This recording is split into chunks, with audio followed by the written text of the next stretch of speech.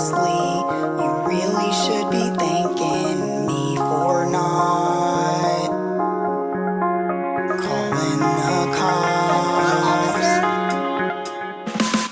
And you should have kept my name out your mouth. Fast Evo, how it all turned out. When you try to use my name for a clout, keep on going, give you something you can talk about. Throwing all the good vibes out the window. Never thought you would. Somebody come hold my cup. A squirrel is acting up. And I do mean a squirrel. He's really acting up. These squirrels, I swear to God. She really acting up. What's wrong with her?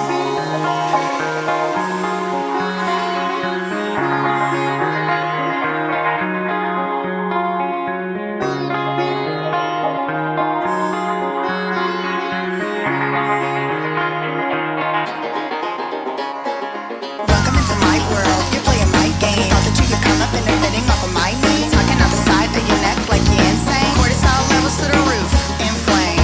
Kids these days so shameless, selling out real friends for a paycheck. Mama didn't teach them no home training. Wanna be me so bad, but they failing. Step to the plate though, I'll take a challenger. I ain't scared of no low life scavenger. I should warn you though, if you haven't heard, I ain't no Colleen ukulele ballanger. Shots been fired, run and tell that. Say it to my face though, not behind my back. Won't be long till you share it in the group chat. And when I call you up, you gonna backtrack. And you should've kept my name out your mouth. Fast Evo, how it all turned out. When you try to use my name for a clout, keep on going, give you something you can talk about.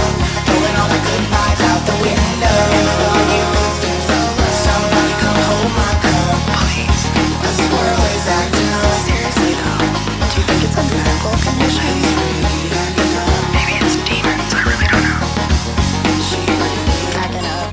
They ain't right.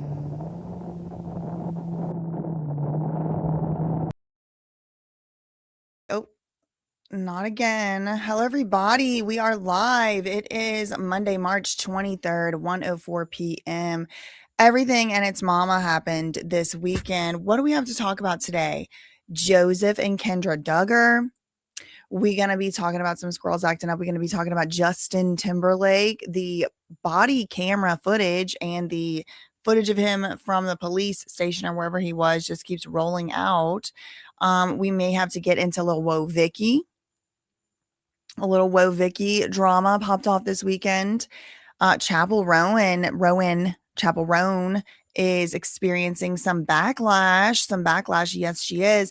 Now, I don't know how much, time we're going to have, but I have some other stuff on deck. If we do get to it, the on deck stuff is maybe like that fraud in California. They're giving the homeless people cigarettes in exchange for them signing petitions or something. And apparently that's illegal. And then the people that caught him doing it ended up getting like beat up out there on scares or targeted, attacked, whatever. I don't know if we're going to get to that today. Maybe Kurt Cobain, maybe some lawyers behaving badly. We're going to just have to see. We're just going to have to see. But welcome, y'all. Hello. This is episode 2 of the live show. I am still kind of getting my bearings here. A few people were asking last live show, how do you donate? How do you donate? How do you give a super chat? This, that, the other. This channel is so new as of yet, is not even monetized yet. Okay. So I haven't even gotten enough watch time hours on the channel yet for it to be monetized. I am hoping to change that, in the next coming days, but we will see. The banner. Yeah, this was the banner I meant to put up in the first place, but that's how I'm not a plant. That's what I always say anyway. Okay. So, let's just jump right into it. We'll start with the Joseph and Kendra Duggar story, and then we'll see where the day takes us. It is 1:06 p.m. Eastern time at the moment. So I did make a video about this on my channel, That Surprise Witness. I think I've made 2 videos now about it, because the first news that came out was that this Duggar, Joseph Duggar, that he was getting arrested for some stuff. And I'm not going to detail what he got arrested for, because my video got, throttled. And so, y'all know it does have something to do with something of someone under the age of, we'll say under the age of 10 at the time. Not everyone is innocent until proven guilty, but then the very next day, or maybe it was 2 days later, I think it was 1 or 2 days later, his very own wife also got arrested. So I have some updates on that. Okay. So, like I said, I did already make one video about this, 2 videos about this on That Surprise Witness, but now I have some updates and some longer winded things to share and say. Okay. Now, I am still working with these layouts. I don't know if this is the exact layout I'm going to be going with, but hopefully this one is at least a little bit better than episode 1. Hopefully we're making progress. All right.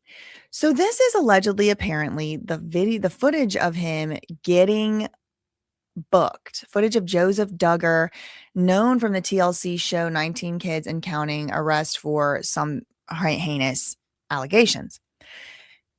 Now, I know he does kind of look like the other Duggar, but this is a totally different Duggar. All right. If you somehow have missed the coverage of this story beforehand, this is not the first Duggar that got in trouble. That first Duggar, that one was Josh. This one is Joseph. And he's not even like the next oldest or anything like that. He's like, I think the 7th youngest or oldest or something. Hard to keep track. I mean, it's like 20 kids. All right, so let me play this. I don't know if it has, I think it does have sound. Oh, wait. I got the wrong output source. All right, let's try now.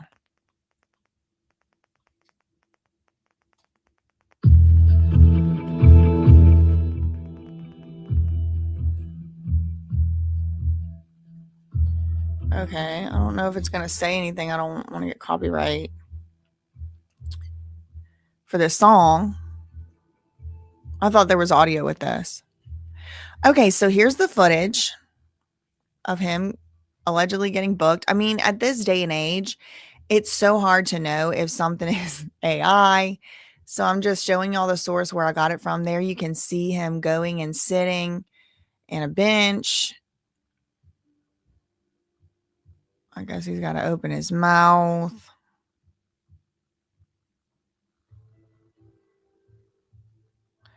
What, he's putting on socks. Cops, I mean, what is all of this down here? My word. This looks like somebody working at Black Box Security. Do you have a black eye? There he is sitting there twiddling his thumbs, looking over all around the booking room. Now, currently, as it stands right now, he is apparently allegedly in jail, awaiting extradition to Florida. Hold on, let me see if I can. I don't know if y'all will be able to see that in real time. Okay. I don't know if y'all can see that or not, but okay. So there was that. I have some more stuff on him. So let's just move right along through the next thing. I have my little notes up here. Given that the victim, 9, Duggar would have been around 25 years old at the time. The alleged crime is classified as a life felony in Florida state code. This means that a life sentence is possible. Okay, so it's the same footage again. It's about a minute. Oh, this one has sound. Okay, hold on. This one has some type of sound to it. Let's listen. Anything on you to see your phone? Do you have anything on you? No. No, nothing at all. Oh, sorry, I thought you said if I had anything on me. You said not my pockets. I mean, yeah, immediately you got it somewhere else. Okay, there was some type of miscommunication between them. It's kind of blurry for me to hear it. Like, it's like kind of like, you know, not great audio, but the cop is basically like, do you have anything in your pockets that I need to know about? And I don't know what the cop, I guess, heard, like something like, yes. No, Joseph Duggar said no. I don't know. There was some type of miscommunication. He's like, no, no, I don't have anything in my pockets, whatever. Okay. Let's see what else, if I can make it out. Any injuries? Well, I don't have anything to say. You been here before? Don't you get it? No, that's that. I think I got it. I can't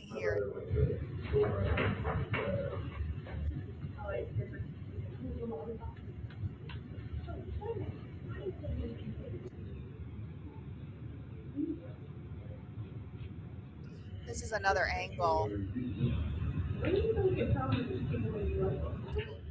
There's also, excuse me, there's also like a lady in the background talking.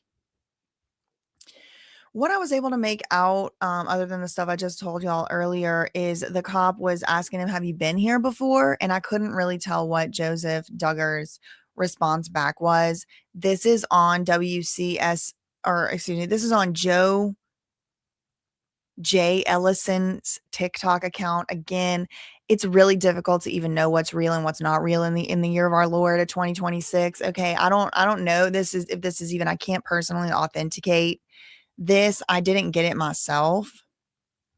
But I mean, it does appear, to me to be authentic. So what else do we have here? Okay, so now we have an update on Kendra. She was expected in court today at 7:45 in the morning. Court this morning. Yeah, she's facing 8 charges in Arkansas, along with her husband, who was already charged with molestation for an alleged incident in Florida 6 years ago. 5 News reporter Claire Averbach joining us from district court there. Claire, what is expecting to happen today? I'm a little worried about that reporter. Joe, Tiffany, good morning to you. Kendra is expected to be in court at 7:45 this morning, according to the website. It is unclear if she's going to be here in person or virtually, but we will be here all morning to bring you updates. According to court documents, Kendra was released on a $1,470 bond after being arrested. She was released. Friday, which is the same day Kendra is charged with 4 counts of endangering the welfare of a minor in the second degree and 4 counts of false imprisonment in the second degree. Last week, her husband, Joseph Duggar, was arrested at his home. Friday morning, he waived his right to extradition to Bay County, Florida, where he'll be prosecuted for allegedly inappropriately touching a 9-year-old girl during a family vacation in 2020. The charges he faces in Florida include molestation of a child. What? Not trying to get kicked off of here. By a person older than 18. Charges. He's also charged with 4 counts of second-degree false imprisonment and 4 counts of second-degree endangering the welfare of a minor, the same as his wife. In total, Joseph Duggar now faces 10 charges, 8 in Arkansas and 2 in Florida. Other than the list, police have not released what led. Okay. So that was the relevant part. I wanted to play y'all from that video. Kendra had court this morning, but she was let out. She was let out on bail bond, whatever you want to call it. She was bailed out on $170,000 bond. Now I don't know what she went into court to do. I don't know if she went in person or if she went via Zoom. I could look it up right now and see. Let me look it up. I'm going to say like Kendra Duggar court.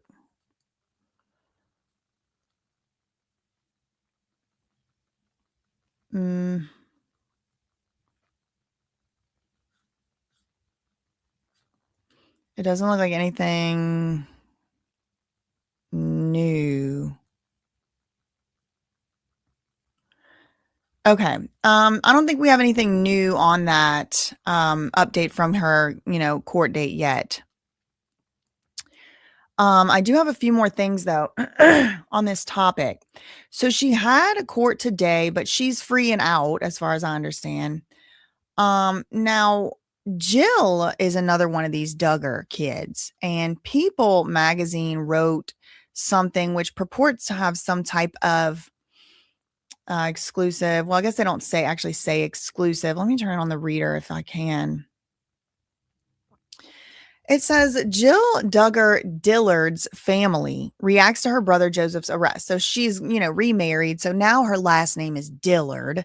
But, this is one of the Duggar siblings. She hopes justice will be achieved. The 19 kids and counting alum was taken into custody. That's Joseph. Jill Duggar family has released a statement following Joseph's arrest. Quote, "We are shocked and heartbroken. We strongly condemn abuse," the family wrote in a blog post shared Thursday. So today's Monday. This was shared Thursday, March 19th. The charges against Joseph stem from an alleged incident that happened in 2020 on a so-called family vacation.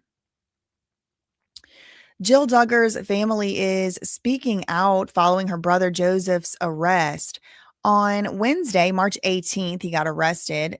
He had been charged with 2 counts of child you know what in connection with the incident all the way back in 2020, which was 6 years ago now, believe it or not. This incident supposedly happened in Panama City Beach, Florida. Then on the next day, Thursday, Jill and her family addressed the accusations in a post saying, "We're shocked to learn of this arrest. We first learned of anything related to these charges yesterday via a text." So they had found out about it beforehand, at least Jill and her husband. And then it hit the news. A friend messaged us about the recent media reports. Oh, just kidding. It hit the news first, and then the text message or the DM or whatever hit the inbox. Okay. I was opposite at first. All right. So from a friend who messaged us about the recent media reports of Joseph's arrest and his alleged confession to doing so. So he allegedly confessed. "We are shocked and heartbroken.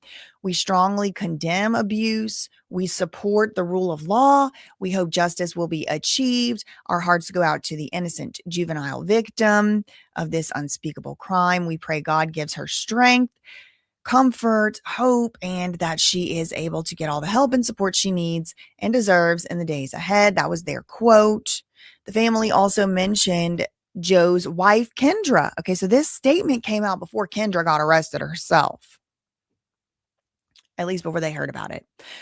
The family also mentioned Joseph's wife, Kendra, in the statement, and the 4 kids they shared together. The Dillard family blog said, "We love our sister-in-law, Kendra." Again, this is before she got arrested.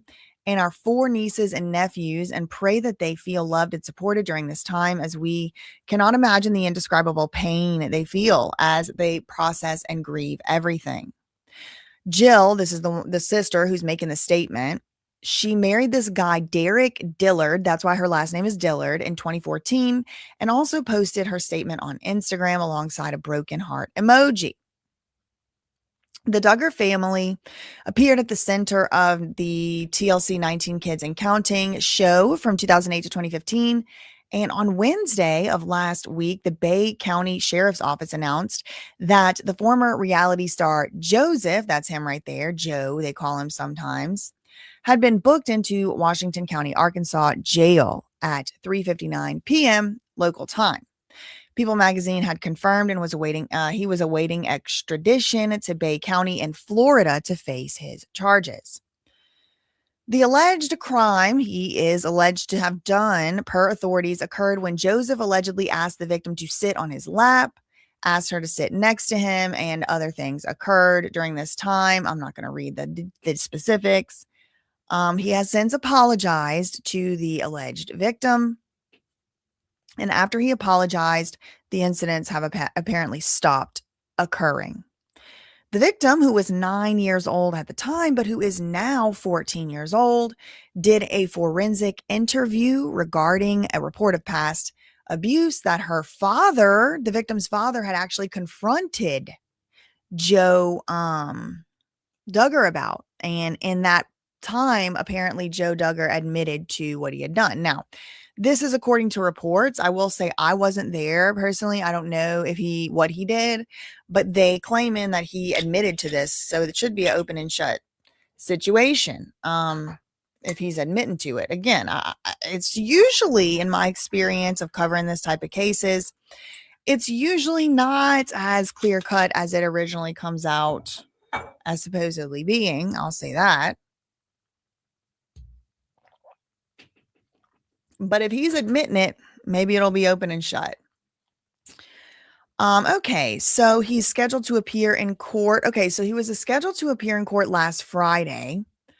Now his brother Josh, so the one that was originally accused as well, years and years ago, I think he's in prison right now. The oldest of all the Duggars. He has his own charges and allegations related to pretty much this type of stuff.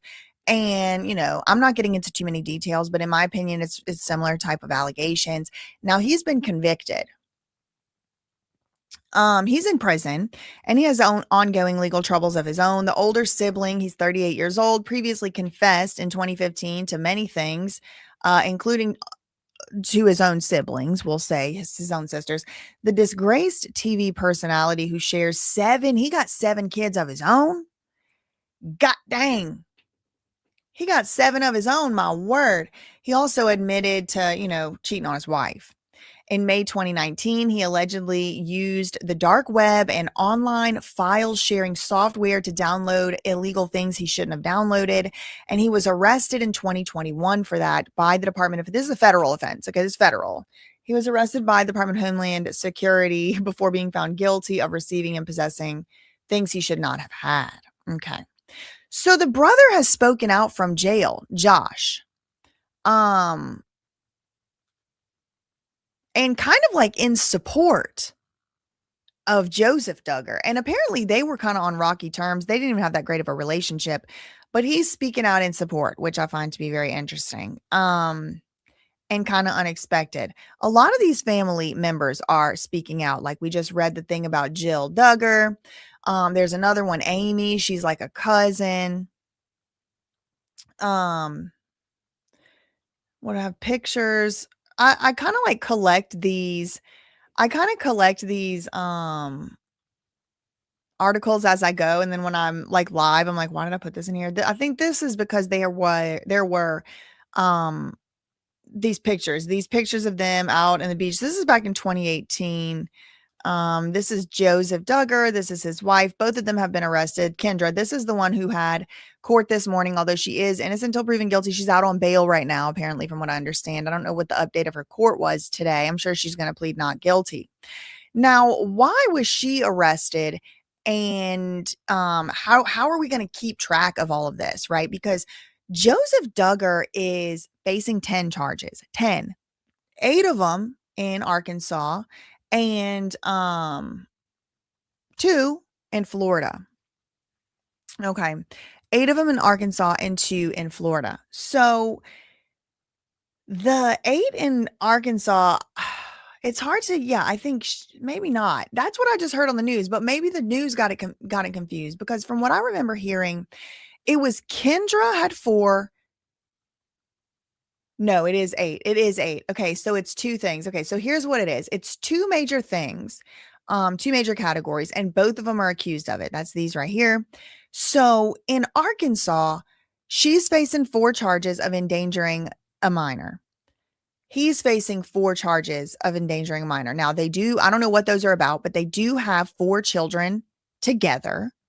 So 4 counts each of endanger a minor. Maybe it's 1 per kid. I don't know. I'm just speculating. I'm just guessing. The other major thing they're both facing is 4 counts each of false imprisonment. Again, 4 counts each. They happen to also have 4, they also happen to have 4 kids. So I'm wondering, does the 4 counts each of false imprisonment have to do with the 4 kids? Maybe, maybe not. This is just speculation at this point, but I'm not the only one speculating. And there are some people that are acting like they got exclusives as to why she was arrested. Apparently, it wasn't in any way related to his arrest having to do with what happened with that 9-year-old. This has to do with something that I previously had speculated, which was, what if, just because Joseph got arrested for something having to do with whatever happened over there in Florida or didn't, he gets arrested and then there's like a mandatory CPS comes through and checks your house out sweep. And then the CPS or whoever comes through and looks at the house and sees some stuff.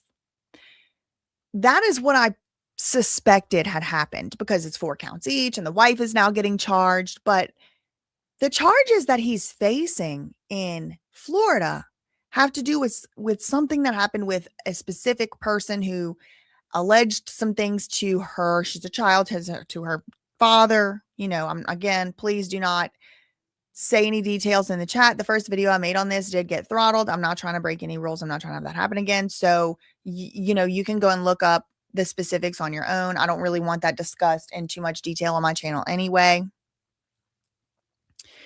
But now we're trying to suss out what these extra 8 charges are having to do with. Again, 4 counts each of child endangerment, 4 counts each of false imprisonment.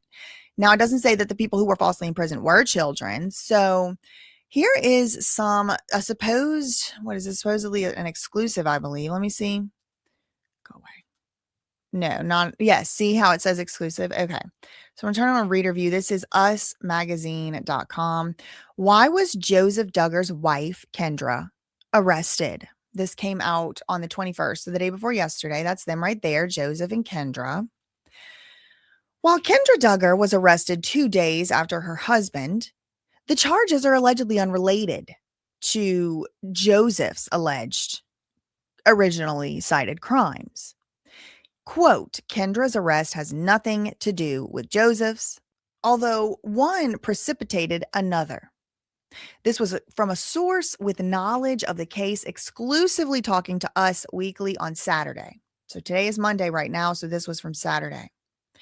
The quote goes on, quote, after his charge, they automatically do a home study if minors live there. Since minors live there, quote, they came to her house. It's Kendra's. Joseph, who is 31 years old, was arrested Wednesday, March 18th on charges of things he shouldn't have been doing, allegedly to somebody who was under the age of 10. The victim is now 14 and she reported things to the police, but Joseph had apologized for his actions and the incidents stopped after the apology. News broke 2 days later after he was arrested that he is also facing now 4 counts of endangering the welfare of a minor. This is second degree, and 4 counts of second-degree false imprisonment. Kendra, that's his wife, 27 years old, was subsequently also arrested on Friday.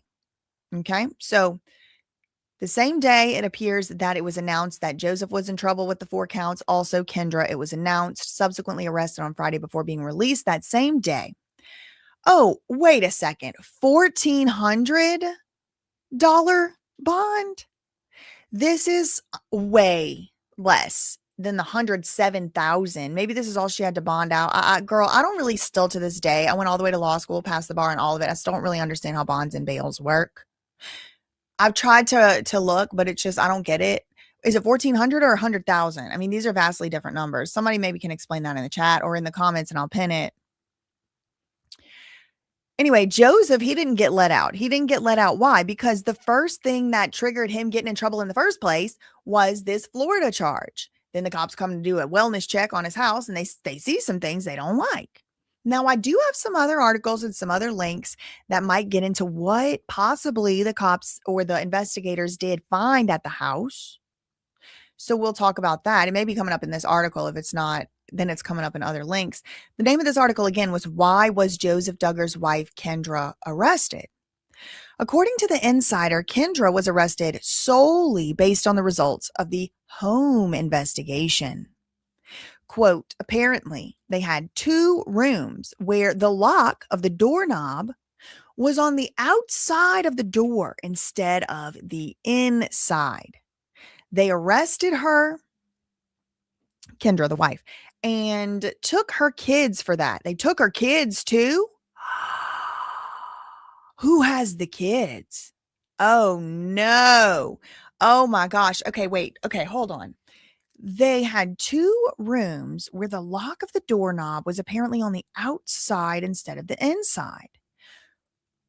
Well, is that false? And would that count as false imprisonment? Or did they have some proof that they actually had used the lock to lock these kids in there? Let me see. What state is this? Arkansas Child Abuse Statute, lock on outside of bedroom door.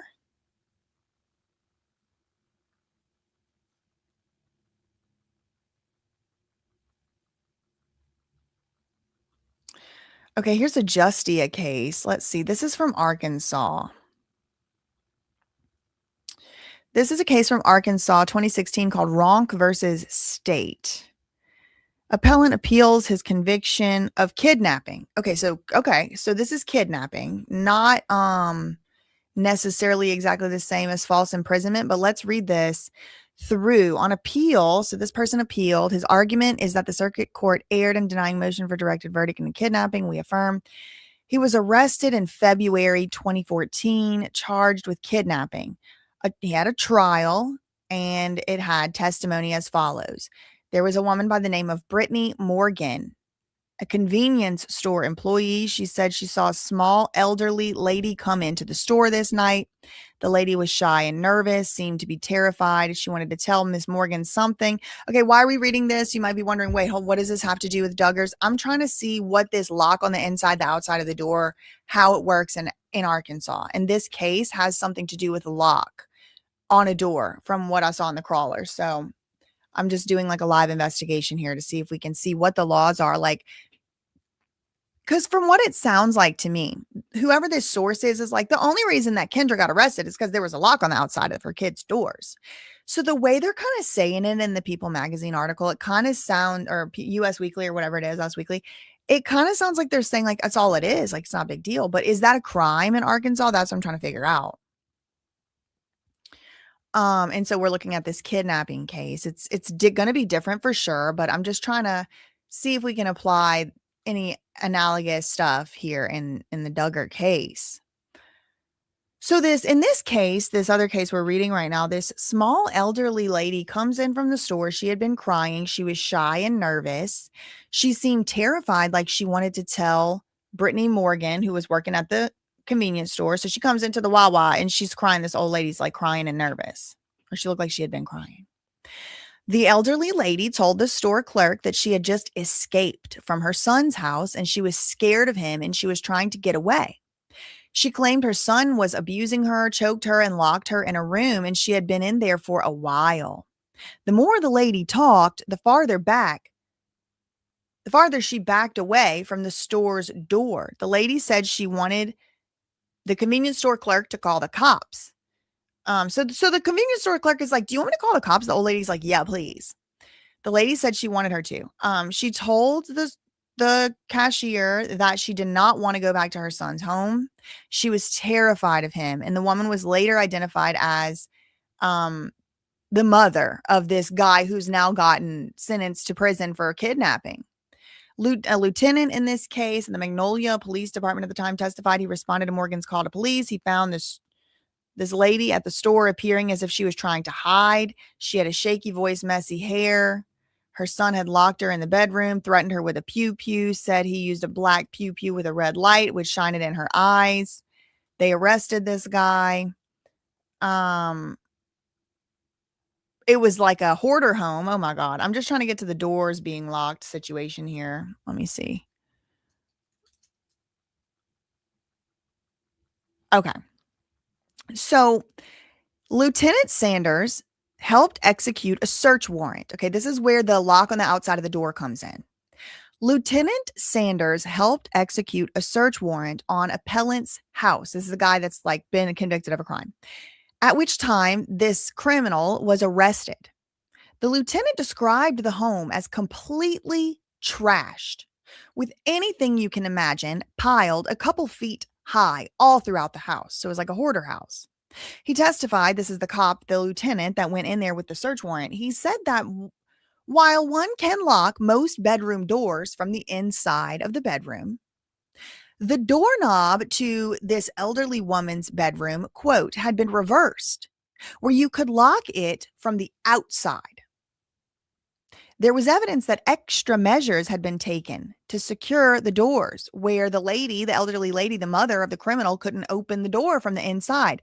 There was nails and wood screws. Oh my gosh, nails and wood screws. He noted seeing a throw latch on the rear door that appeared to have been once screwed down, but the screws were missing. Miss K told him she was the one who removed the screws. So she found a screwdriver and got herself out of that house and went to the gas station to escape. She testified that before the last year and a half, it started getting bad about a year and a half ago. Before that, she could move around the house. She could smoke on the porch and go for walks. She testified she eventually could not walk anywhere because of the lock on the door. It was locked from the outside. There was no exit. She did not state exactly when these limitations were imposed. She also testified that there came a time when she couldn't get out of her room. So let's see what the judges say.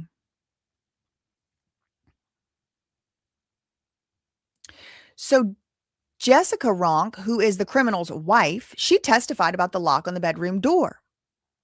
The lock on the door on Miss K's room was, quote, on backwards where the lock was on the living room side of the door, and the door was always locked. She denied believing that Miss K was in danger, but she did agree that Miss K wanted to walk around. She was free to do what she wanted to do. She always came back at an earlier time, but she said Miss K going out of her room because started to happen less and less because she wasn't allowed to go anywhere. Okay, so the door was always locked. There was a hotel lock, like a hotel room style lock on the door as well. Okay, so this is a case where we do have one of these locks. I want to see what the judge had to say about it. He admitted. Okay, so now we get to the guy admitting to it, right? Falsely imprisoned. Okay, so this is exactly what Joseph and Kendra Duggar are each facing four charges of false imprisonment. He denied that he kidnapped his mother. He denied that he imprisoned his mother in this case. He denied he terrorized her. He denied he exposed her to serious physical injury. He denied he pointed a pew-pew at her, and he denied he threatened her. Things that he did not deny, but he gave an excuse for, included he admitted to putting locks on the door of his mother's room, but he said he did so because Miss K, his mother, couldn't be trusted to walk outside by herself more than an hour. She had to be looked for on 2 occasions, and the family was being harassed. He asserted that the locks were for her own good. So that kind of sounds exactly like what's being alleged here, right? According to this insider, Kendra was arrested because when the cops went over there to look through the Duggars' home, when the cops were over there, they saw there were 2 rooms. They have 4 kids, remember? So what is the living situation? Do all 4 kids have their own bedroom? Are there 2 bedrooms for kids, 2 in one room, 2 in another? Maybe these people have been on a television show and y'all can tell me, maybe this is public knowledge, but oops, sorry. I know it's like loud when I hit that thing, but it's like right here by my mouth. So sometimes I hit it. Sorry. Were the kids' bedrooms with the locks on the outside of the door? And in Arkansas, that's actually can be used as evidence of a crime, and specifically false imprisonment. So this person in this usmagazine.com insider from the family is saying apparently they had 2 rooms where the lock on the door was on the outside instead of the inside. They arrested her and took her kids for that, saying it's evidence she wrongfully detains her kids or wrongly detains her kids. Well, it is in the state of Arkansas. It is evidence apparently that someone has been held falsely imprisoned. Now, is it necessarily evidence? Like, is it necessarily the case they falsely imprisoned someone just because that lock is on the outside? Well, no. Maybe they moved into that house and those locks were just like that and they never locked their kids in that bedroom, never, not one time. But if their argument is going to be it's for their own good and it's because they can't be trusted to walk outside by themselves, they're going to have a hard road to hoe in the state of Arkansas because somebody already tried that before and it didn't work. This man did. He admitted it. He said that was for her own good. I can't trust her. It was for her safety. They said no. The judge said no, that's false imprisonment, buddy boy. This man also testified that the reverse doorknobs were that way when he moved in. See, that could be a defense. It was that they were already like that. He just never switched them around. He also admitted to pew-pewing a hole in the bathroom floor. And this is what I mean.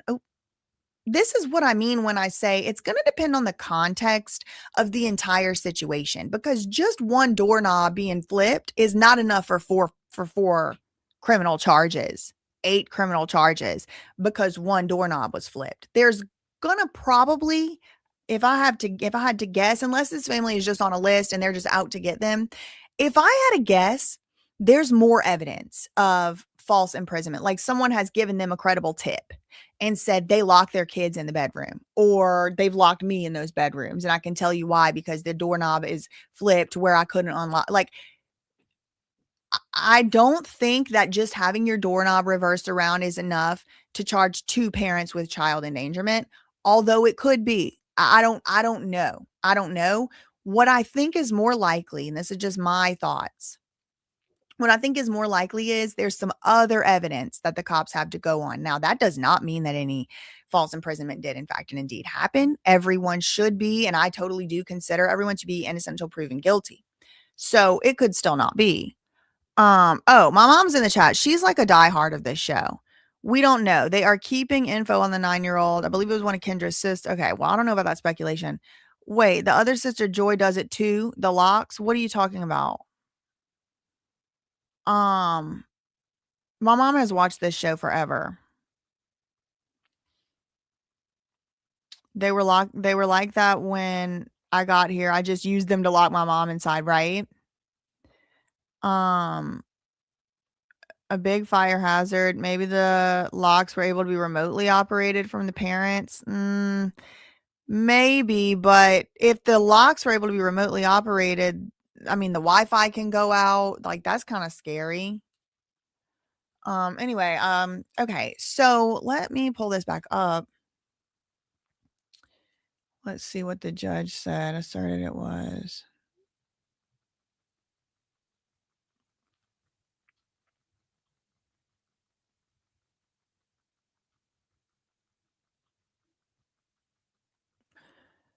Through a pipe. Despite the locked doors, he asserted Miss K had access to the basement that had exit from the house. Okay, so it looks like it's a pretty serious deal in Arkansas.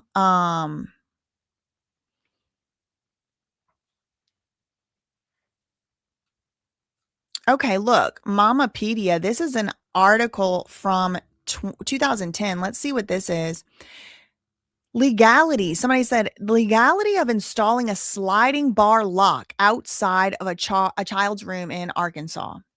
Somebody asked in June 2010, is it illegal in Hot Springs, Arkansas, to place a lock on the outside of a child's room? Wife and mother-in-law did this. My wife and mother-in-law claim that my son is full of energy and unruly.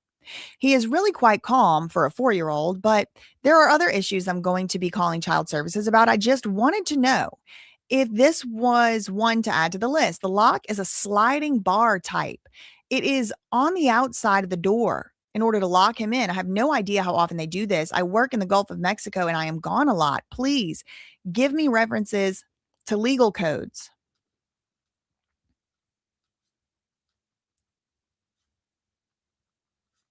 Okay, it's just people. Yeah, I think any crime would be in how they use the lock. Yes, exactly. I think this too. Not simply the fact that they had one on the door. For example, my children are younger. I had a child-proof doorknob cover on the inside of the door to prevent them from coming out at night and falling down the stairs or sleepwalking. This was never used as a punishment. Okay. So, I mean, it looks like at least that one guy, he had gotten in trouble for this before. But that inside source is saying, that this has something to do with locks on the doors, and it's on the outside. A spokesperson for the Duggar family confirmed Kendra's charge is not related to the arrest for the unlawful activity that apparently has supposedly happened in Florida in 2020. This is a, quote, misdemeanor charge, totally unrelated to the Florida case. Kendra and Joseph have 4 children together. They have not addressed any of the charges publicly. This is a source. The source goes on. The same source that said it had something to do with locks on the bedroom doors. She or he says, quote, it is ridiculous as the media reports imply she is involved in Joseph's alleged crime. That is totally unrelated and a harsh response. I don't think it's like necessarily that ridiculous because it was unclear what the child, like, because the charges that he is being charged with are related to child charges, although albeit not SUL or anything like that. The charges he's faced with, all of the charges that he's faced with in Florida are related to child stuff.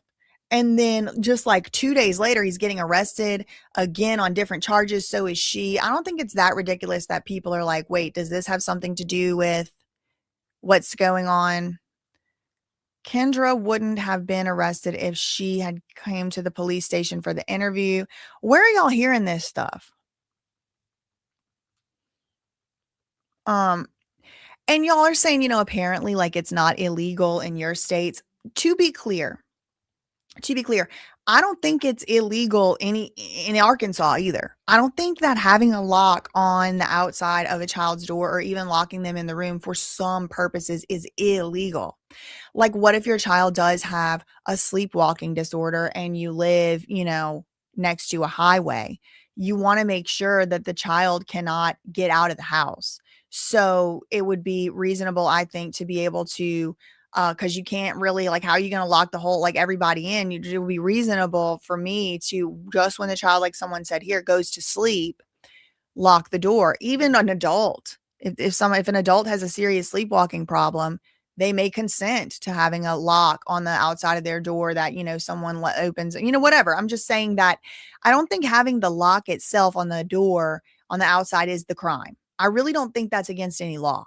I think it has more to do with if you're locking your kids in there or anybody in there for hours on end, they're not free to leave. They're not free to go and do basic things like to go to use the bathroom. It's something for longer than an eye. I'm sure it's one of these situations where it's like, you have to take the full context and all of the circumstances into consideration before you can say, oh, it's illegal to have a lock on the outside of the door. Grandma Duggar say it's God's will if the house burns down and kids are, I don't know.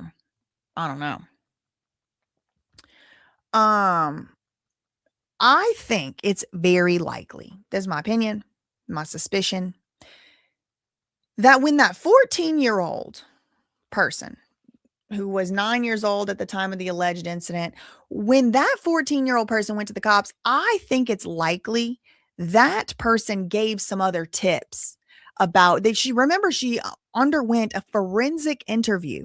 So these forensic interviews, they're going to be asking you all kinds of questions. They're going to be asking you things that are designed to sort of mete out if you are lying or if you are not really sure about what you saw. There are specific questions that are asked that have been developed, these questionnaires and these lists of questions that get asked to kids. They've been designed by decades and decades of psychologists on top of psychologists and refined and designed and refined to get to the bottom of what actual relevant information needs to be gotten. What are the likely, they do language analysis, body language analysis. And so I think it's very likely that the 14-year-old who did the interview with the police perhaps gave some more information that led the police to look for certain things, or the investigators to look for certain things and have their eye open for certain things while they were in that house. If the police would have just went straight to the house, wasn't nothing to be found, they had no tips, they might not have noticed anything. They might not have even noticed the lock thing. I don't know, maybe that's on a checklist. But I find it very hard to believe that not only Joseph, but also his wife would be charged with something just for simply just having a doorknob going a different way.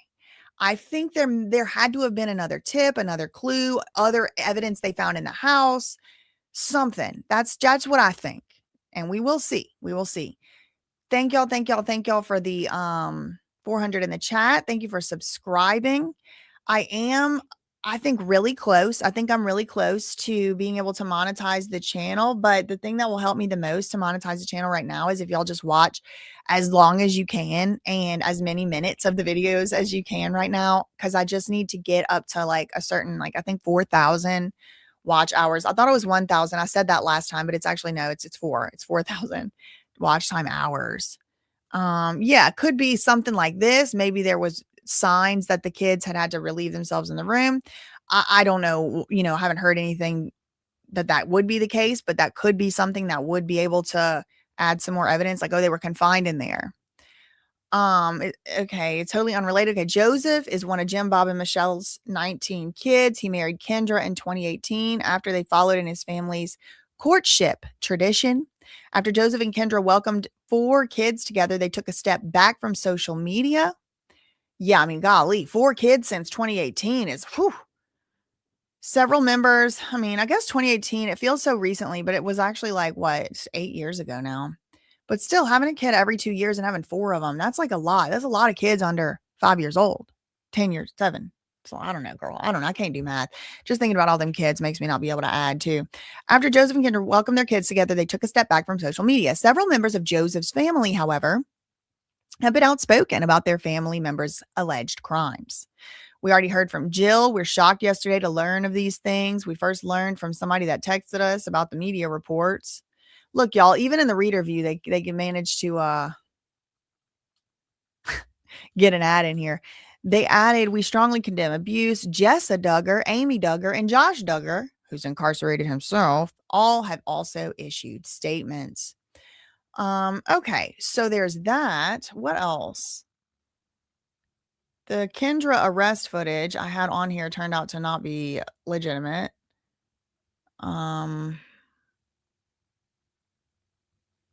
Is this the same thing?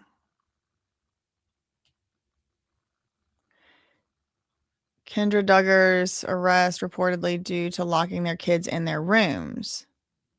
This is a blog, okay? So take it with a grain of salt. This is a blog called The Ashley's Reality Roundup.com.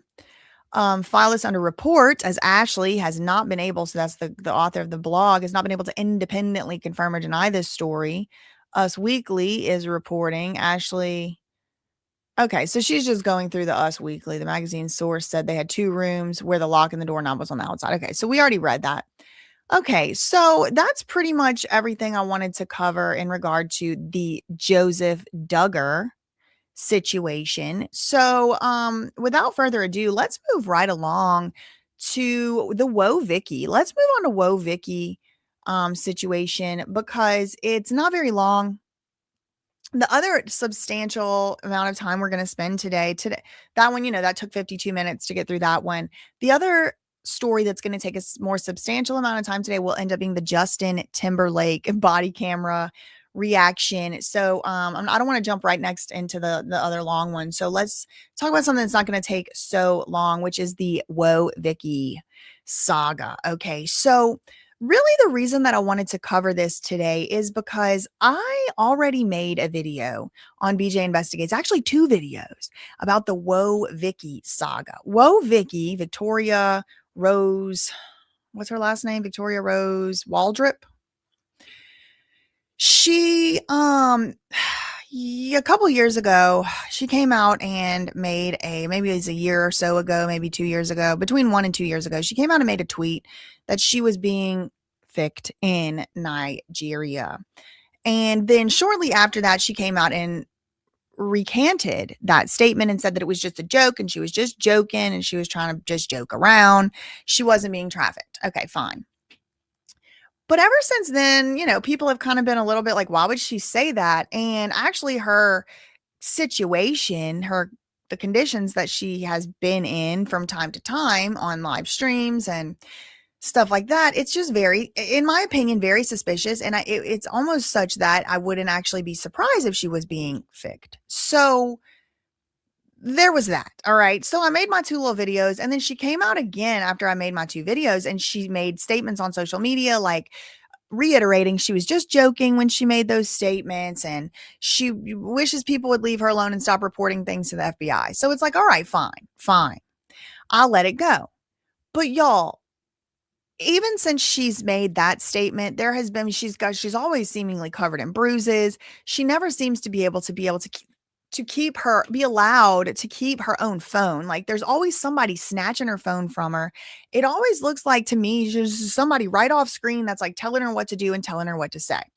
So this past weekend, in the last few days, or at least that's when it started going viral, that kid Clavicular, who I've been going out of my way to avoid even talking about because I think it's all just a big freaking PR push psyop or something anyway. But I don't really care what he's doing over there. I really don't. But Woah Vicky did a collab with him on one of his live streams. And in the collab, and I have the footage, the clip here. During the live stream collab, Woah Vicky has her phone and she's like, you should download this app. It's for health. And he's like, oh, what is it? And then she like starts talking about this app. And he goes, you better not be doing an advertisement on my stream. Cause like there's big money in advertising. And also Clavicular, I'm sure, has his own exclusive partnerships where he's like promised people like, I won't advertise any other health company, or I won't advertise any other supplement company, sometimes when you enter into a sponsorship deal, like if it's for a VPN, they'll be like, for the next 6 months, you can't take any other VPN sponsors or whatever. So with somebody as big and famous, as rich and famous, I guess, as Clavicular, who's like super viral right now, I would imagine that he does have some pre-existing brand responsibilities and obligations. And I would also imagine that Woah Vicky and her team know how that stuff works. Well, she starts, look at this app. You should get this app. And he goes, you better not be trying to do an ad on my channel right now. And she's like, no, I'm not, I promise. But the whole reason that I wanted to show y'all this is because Clavicular actually calls out the manager, Vicky's manager. And I'm thinking, is this a handler? Anybody who wants to clip this and put this on TikTok, this little part of me reacting in this stuff right here, you can. I don't go on TikTok really that much anymore. But if y'all want to put this on TikTok, because I know TikTok has an active like Justice for Vicky community. But this guy in this video, Clavicular, he appears, in my opinion, to kind of, I would say, reignite some of my suspicions that Woah Vicky has handlers following her everywhere. And they're perhaps pressuring her into sneaking ads in on Clavicular's streams, or other people's streams. So it's like one of the things that they will say is like, she's obviously not being ficked because she's doing collabs with people all the time. If she was being ficked, would she be allowed to do streams with people all the time? No, they would have her locked up in a basement. And it's like, well, maybe they would let her do collabs on streams if it's to get their advertisements out, if it's to get money, if it's to advertise her. And if there's a handler there telling her what to do and not to do the whole time, and telling her what to advertise and not to advertise the whole time. No, this isn't in Africa. She comes back and forth from Africa. She was in Brazil recently too. Trinidad recently as well. She's been all over the place, international. Okay, so here's one of the clips. It says Clavicular kicked Woah Vicky out after she tried running a sneaky advertisement on his stream. So there's Vicky and there's Clavicular.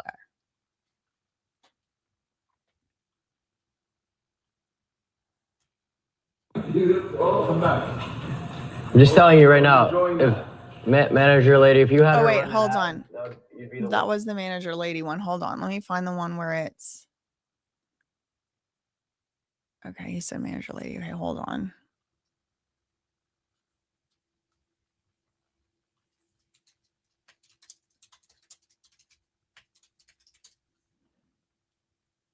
I didn't, okay, here. We'll watch this one. It says Clavicular crashed out on Woah Vicky after she tried promoting an app on his stream without permission. Okay, so this is the part one. Okay, let's start here. This is 1minute, 16 seconds long. Everything. Look, this app, you should download it because I know you're into health. It's called Yuka, and you can scan stuff and it can tell you what's good for you and what's bad for you. Okay. Wait, let's do a body language analysis real quick. Look at the beginning of the video. This is at 0 minutes, 0 seconds. Look at Woah Vicky's face. Look at the direction of where she's looking. She's looking off screen to somebody who's over Clavicular's shoulder and behind him. Okay. I think that's probably the handler. All right. That's my opinion. She's looking over there and she's like, all right, I'm about to do it. I'm about to do it. That's my opinion. Everything. Look, this app, you should download it because I know you're into health. It's called Yuka, and you can scan stuff and it can tell you what's good for you and what's bad for you. Okay. Sure. Did you already order the food? Hold on. Demonology. Could I see this app? Yeah. So he's like, can I see the app? I don't know if he copyrights or what. So I'm gonna, okay. And this annoying guy. Oh, wait, this, there's the people. I didn't see this in the first. Okay. Let's just do a scene analysis here. Okay. This guy's just, who is he? He's annoying. He would have to get out of here. This is like a Lou Taylor look. Like, who is this? It's obviously not Lou Taylor. This person's much younger. And then there's this person. So who are these two people? They're the ones that are looking over here. All right. So there's people over Woah Vicky's shoulder, but she was looking this way. Okay. So maybe she wasn't looking at the handler. I don't know. I'm doing, this is like a live scene analysis. But so they're going to order food. As soon as Clavicular is like, is this an ad? This guy starts singing obnoxiously. We got to start all the way over again. I mean, we're only 23 seconds in. But like, okay, so there's somebody over here. Okay, so here's Vicky. Here's Vicky. Okay, here's Clavicular. She's looking over his shoulder. He's looking over Vicky's shoulder, and he's gonna say manager lady. Okay, so this is crazy. All right. Everything. Look, this app, you should download it because I know you're into health. It's called Yuka, and you can scan stuff, and it can tell you what's good for you and what's bad for you. Okay, sure. Did you already order the food? Hold on. Demonology. Could I see this app? Yeah. It's not an ad, You by the may way. be insecure, but who are you to judge? He said, "Can I see this app?" And she said, "Yeah, it's not an ad though."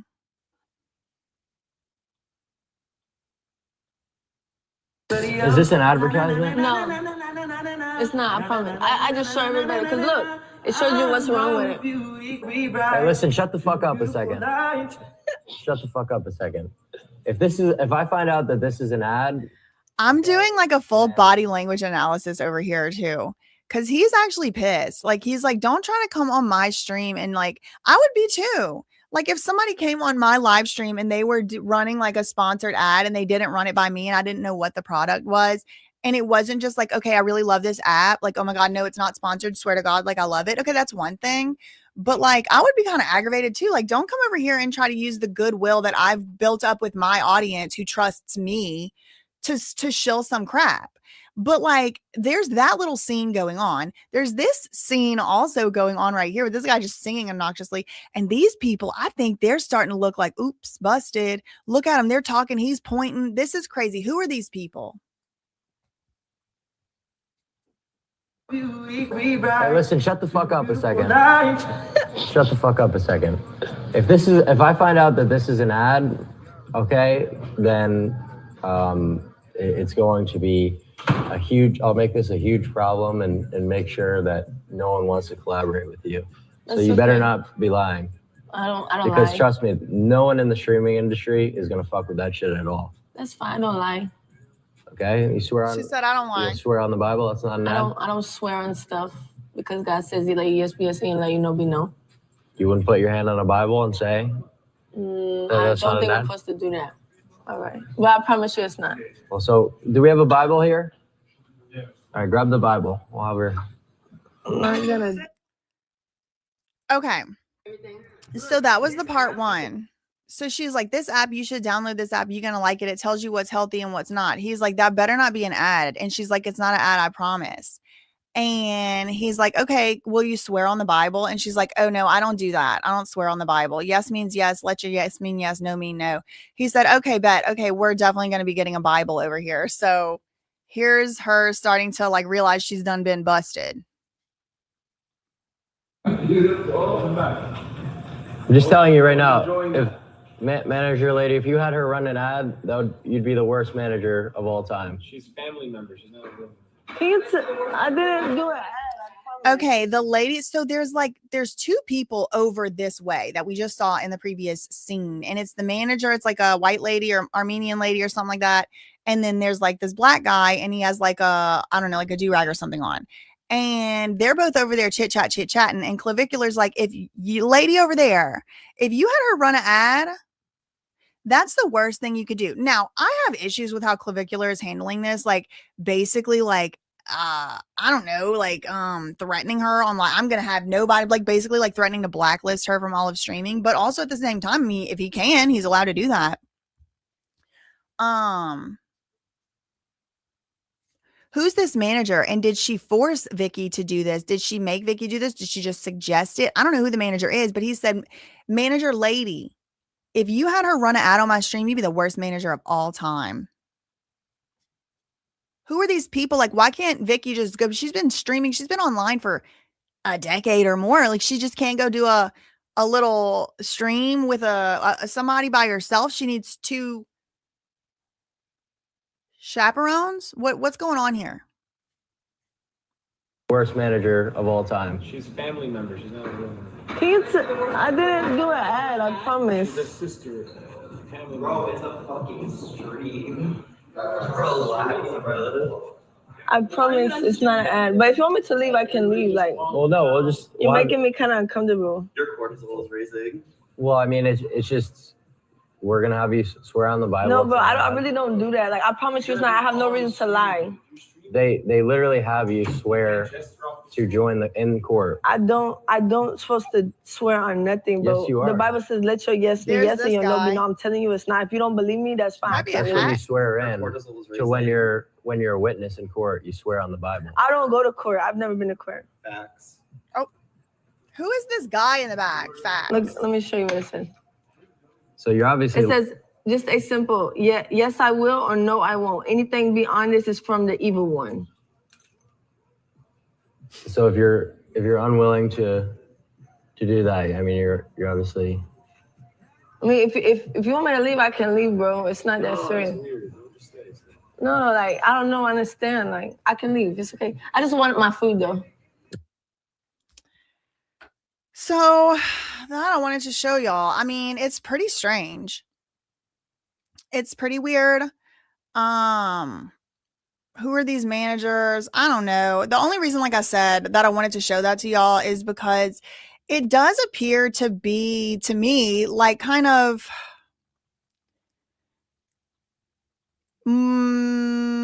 maybe it's even like bias confirmation or whatever, like confirmation bias, but like it just seems to me like Woah Vicky has been on the internet and been an influencer for so long that like it seems odd that she needs like 2 people accompanying her to go to things like this. I don't know. I mean, again, like I said, she has come out and said that she was just joking when she said she was being ficked or whatever. So, I mean, there's not really much else I can do if the FBI isn't going to step in. So, yeah. Okay. So the next thing I wanted to talk about, this is another little shorter one. And then maybe we'll get into Justin Timberlake after that, or maybe we'll do one other little short one. But I wanted to show y'all this. We'll call this is a new little series within the live show called tentatively Open Air Prison Nightmare Saga Continued. But this goes right along with the things I'm always trying to warn about. Once somebody is considered to be, schizophrenic, then nothing they ever say is believed. So this lady is a doctor, Dr. Jessica Taylor. She said, "This is the 3rd time I've covered a story where a woman has been put on antipsychotic medication for saying that someone was living in her house. And each time, the woman was right. And each time, a man was eventually arrested and found to be actually, yes, indeed, living in her loft. One case this Dr. Jessica Taylor covered was in Australia, and 2 cases in the UK. This is, of course, absolutely atrocious, but also serves to prove that there is zero science to a psychiatric disorder diagnosis. This young woman was put on heavy antipsychotics that made her feel like a zombie. Why was she put on heavy antipsychotics? Because she was trying to report that someone was living in her loft. What scientific or clinical process led to the diagnosis that she was psychotic and delusional? Nothing. What rationale was there for the antipsychotics? Nothing. In cases like this, women are disproportionately represented. Women try to report abuse, violence, concerns, and are still being chalked up as mad with no evidence whatsoever. Mad, I think, crazy. But it doesn't only happen to women. I gotta be fair here. I've seen this happen to Bam Margera. Once they think you're crazy, nobody listens to you, believes you anymore. Kanye West, who knows what he says is true and what he says is not true. But a lot of people believe everything he says is false because he has a diagnosis of a mental situation. So I don't necessarily think it's like only happening to women. She didn't say it was, though. She just said disproportion. She says, this is a doctor. I've been working really hard behind the scenes for months now to build something that can step in when this kind of thing happens. And I will explain more soon. There has to be a way to stop this. This is the article. They said I was crazy and put me on antipsychotics. Then police found a man in my loft. This is her. Chloe from Kent made a shocking discovery in her loft after months of not being believed. And guess what? I found another story of a lady. I'm pretty sure, unless it's the same one. Oh no, this is the fake cases.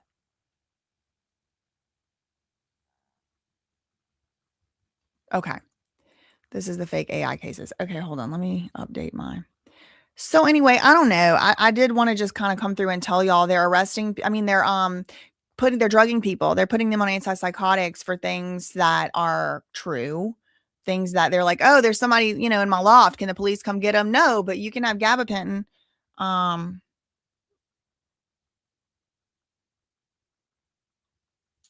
If you want. So I wanted to tell y'all about that one. That will be in the open air prison hell nightmare saga series. Okay. So let's do a vote. Should we do Chappell Roan next, or do y'all want to do Chappell Roan next, or do y'all want to do Justin Timberlake next? I'm going to make a poll. I'm making a poll right now. Oh no, not that one. Hold on. You can also say it in the live chat if you want, but I am going to make a poll. We are at 4,400 subscribers on this channel, 4.4. Thank you. Let's see if we can get to 5,000 by the end of the week. That would be awesome. Let me go in here and make this poll. Am I allowed to do a poll? Which one should I do next? Chappell Roan, which topic should I cover right now / next? No, I'm going to say next, but like, right now. Number 1 will be Justin Timberlake body cam. Number 2 will be Chappell Roan fan nightmare. Okay. Body cam react. Chin. Okay. Here's the poll. Okay, here's the poll. Please do vote. Please do vote. Please do vote. While you're doing that, while you are voting, I will do an outfit of the day, although I should have dressed cuter. I am taking y'all suggestions. There was suggestions for outfit of the day, although I wasn't really thinking about it when I was getting dressed today, but I'll do outfit of the day while y'all are voting. So it's a dress with sweatpants.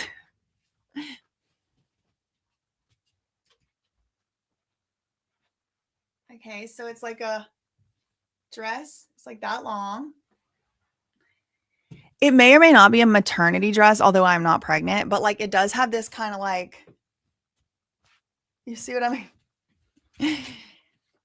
It has an allowance. Okay. Now the dress itself, I personally got from the thrift store, but it's 100% cotton and it is from a brand called Fab India. It's from India. It's an Indian brand. They do have an American website. Obviously this is not sponsored. They don't know who I am and I didn't buy it from Fab India. I bought it from the thrift store.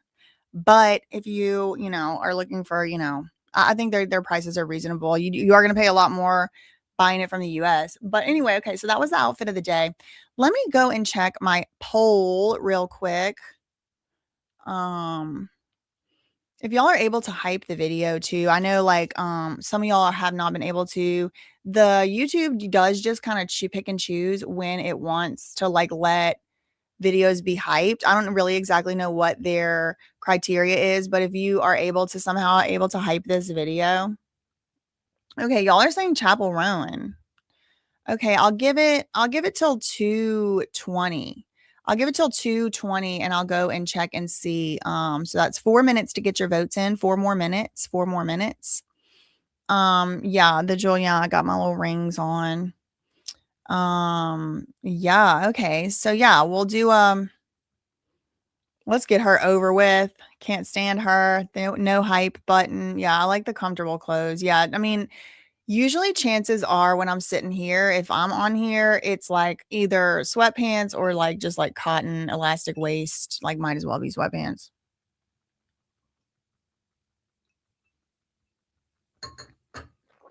Don't listen. Stories I tell you, say it with your vote. Say it with your vote. I'm going with votes. Usually, you know, I don't work for y'all and stuff, but why not give you a vote from time to time? Why not give a vote from time to time? Let's see what some of y'all were saying in here. Any questions? And you can make sure you're asking about looks maxing. No, I mean, I'm not a fan of either one of them really like that.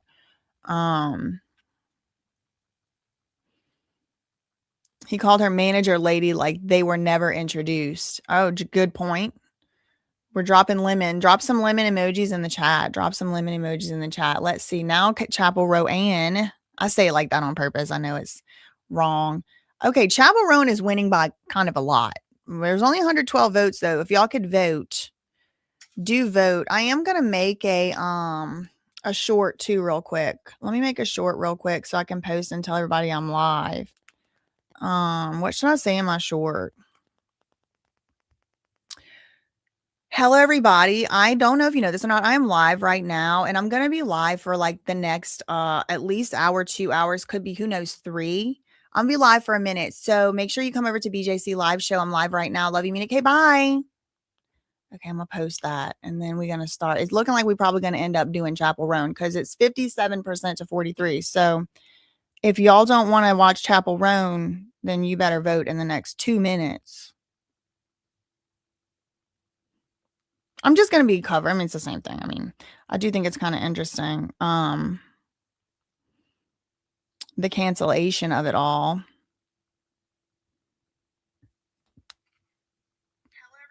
Okay, I'm posting my short too. I'm triple tasking. Elder millennial here. I choose JT. Just to be clear, y'all, if you're voting for Justin Timberlake, stick around because I am going over it today. It was just which one do you want to do next? It's just which one do you want to do next? I have 136 votes. How many are in the chat? 434. Y'all, consider this to be the early OG days. Take a screenshot. Remember where you are, because this channel is going to be, it's going to be having 100,000 subscribers by the end of the year. That's what I'm claiming.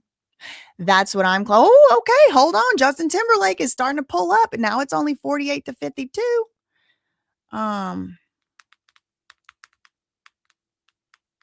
Okay. I don't want it to be private. I want it to be public. Upload short. Okay. Y'all, okay. You have 1 more minute to get your votes in. Get your votes in. There's a poll. Can you answer this question? I am trying to purchase that song. I don't know how on Apple Music. I don't either. You just got to go to Apple Music and type in Goriana. Squirrel is acting up. Okay. The video is uploaded. Oh, I put it on the wrong channel, girl. That ain't the right channel. I'm still getting used to everything over here. Oh, y'all. Okay, hold on. I'm going to let it go into overtime because it's 49 to 51 right now. And that feels like really close. Let me give y'all 2 more minutes. So at 2:22, I'm going to tally the votes once and for all. This is your final call, 2:22. So you have 2 more minutes while I upload this on the right channel. How many likes do I have on this video? Can we get the likes? Can we run the likes up while we're at it? I'm only doing all this annoying stuff because I want to 330 likes. I want this channel to do good. That's why. Okay, let me upload my video here. Okay.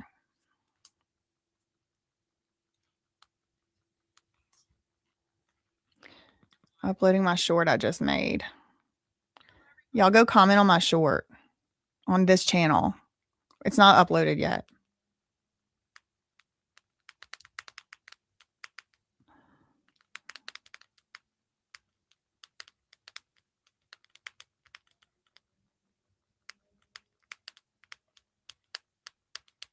Okay. I'm going to put it on public. Upload. Okay. So it's uploading. Y'all remember to go comment on it. Go comment it. Go like it. Go hype it. I think that helps. Okay. So it's 2:21. This is your last minute to vote. This is your last minute to vote. Sounds like a whole keyboard. I know. That's my nails. We have 305. I see 305 on this end. How many likes do we have on this video? Okay. Go like my short I just posted. If you can, please. Okay, hold on. Let me see. Because this is like the OGs. 351. This is like the OGs. I know y'all will like actually do it because y'all are like, y'all know me. I still regret not buying the camo hoodie. I told y'all were going to. I said it. I said once it's gone, it's going to be gone forever and it's going to be gone. Okay, Justin Timberlake has now won. All right, so I guess the millennial, okay, we'll do him next. All right, 179 votes, 222. I told y'all that I was going to cut it off at 222. Justin Timberlake wins. That's what we're going to do next. Maybe you can't hype because it's not monetized. No, you should be able to hype monetized videos. Okay, I'm not yet monetized. Okay, let me turn that poll off. I have no views on my short yet. Boo. Okay, let me turn this poll off. Justin Timberlake won with 52% of the vote at 184 votes. The poll is officially ended. I'm going to start a new poll of what do y'all want me to talk about next after we're done with Justin Timberlake. Justin. No, let me see. Which topic after Justin Timberlake? Y'all can vote. Y'all can vote. One will be Chappell. I bet that one's going to win. Chappel Roan, or let's see what else we have to choose from. Fraud in California. That one's a little bit longer. We already did the lady on psychosis medicines. I have a series called On the Internet. On the Internet. This will be the spring break influencer crackdown in Daytona Beach, the timeout box, scientists showing up unalived, and then a surgeon. Okay, so we'll go. Do y'all want Chappell Roan or Kurt Cobain next? Kurt Cobain, new handwriting analysis on his you-know-what note, or you could vote Chappell Roan fan drama saga. Okay. So y'all can vote on that. We're going to do Justin Timberlake as the next thing, though. And that one will probably take quite some time. Y'all can vote. Okay. Kurt Cobain is currently winning at 100%. Golly, y'all like that guy. Okay. All right. Doesn't surprise me. Sometimes I feel like he's my cousin. Okay. So let's move to Justin Timberlake. Now, I did make a video about this on That Surprise Witness. And this was him doing the field sobriety test. Oh, wait, hold on. Let me log into the right account so we don't have to watch ads for the rest of our lives. Wait a second. Oh, no, that's the New York Post. Okay. Let me log in my right account, girl, please. This is how you know I'm not a plant. This is how you know I don't have a producer switching buttons for me. I'm doing it myself. Soaked in Bleach is a really informative. It's a really informative documentary. Yes, it is. Okay, so I already made a video about this on Surprise Witness this weekend, and I was like, I'm going to do the full body cam reaction. I'm going to do the full reaction. So the time has come. We are here. We are live Monday, March 23rd, 2026. It is 2:25 p.m. Eastern time. I've already been on this live stream for an hour and a half, but we are just getting started. Okay, we are just getting started with Justin Timberlake's field sobriety test. I will let you know, spoiler alert, he did fail. Spoiler alert, he did fail. And so now I am going to be reacting to this body cam. This is about 19 minutes, almost 20 minutes. But there's a whole nother video that came out. So I did like a reaction to this on That Surprise Witness, or at least more like an update type video this weekend on That Surprise Witness. And I was like, I'm going to do, react to it or whatever. But since I made that video this weekend, a whole nother separate little body cam thing has come out about Justin Timberlake, and that's him from inside the actual station, like when he was getting booked. If I had to guess, we're probably going to get a couple more little rounds of body cam here and surveillance security from the police station there. I think we'll probably get a couple more trickles. But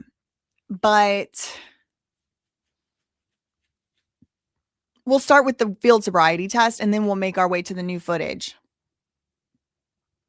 All right, I'm going to turn it on 1.25 times the speed for now. I may adjust it to go faster or slower as we move along, depending on what I think may be needed. Thank God it has captions.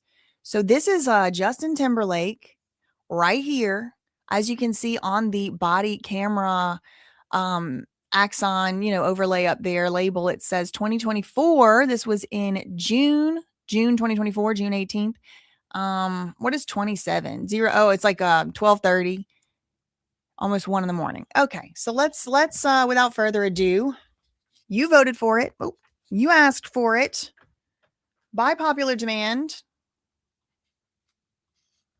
How you doing, man? Good, how are you? I'm good. 1, 2, 3, all the way up to 9. You're gonna look down at your toes. Guys, I'm just following my friends back to my house, and then just walk. I'm sorry. Can you do this test? Sorry, my heart is racing. Right. By the way, these are like really hard tests. All right, just turn around for me, please. So that's their little intro they did. Okay, June 2024. So I don't think I had previously seen this. This is like a dash cam, body cam on the way. Okay, I guess this is them pulling Justin Timberlake over. There's no volume yet. At least not coming through my speakers. Okay, there seems to already be an officer on the scene. Okay, it came on. Okay. So the body camera that we are watching, he's walking up, but it appears as though a field sobriety test is already well underway. You have the cop kind of moving his arm back and forth, the follow the finger side to side test. And, the test is well underway. So let's see what we can get. Feet together on the right side. You're doing it just now. I'm just going to re-explain it before we continue, okay? On the side, feet together, and then you're going to keep your head straight, and just keep your head straight, only follow your eyes, okay? All right, so do y'all understand the test? The test is the cop is going to have his pen. Let's pretend this is a pen. I could have picked up a pen. I have them. I just wanted my prop. So here, let's do this one. She's seen better days too, girl. Anyway, okay, so the cop will be like, follow the pen, the tip of the pen from side to side, but don't move your head. So you have to basically like this.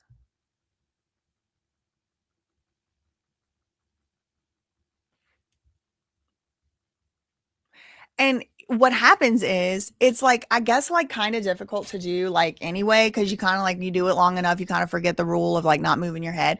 But they kind of look like sometimes your eyes will be jerking back and forth. There's things that the cops are looking for.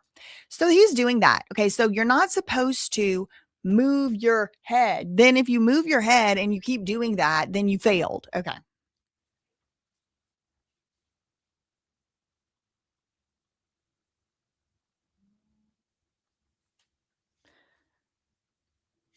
I guess I went back too far. Sorry.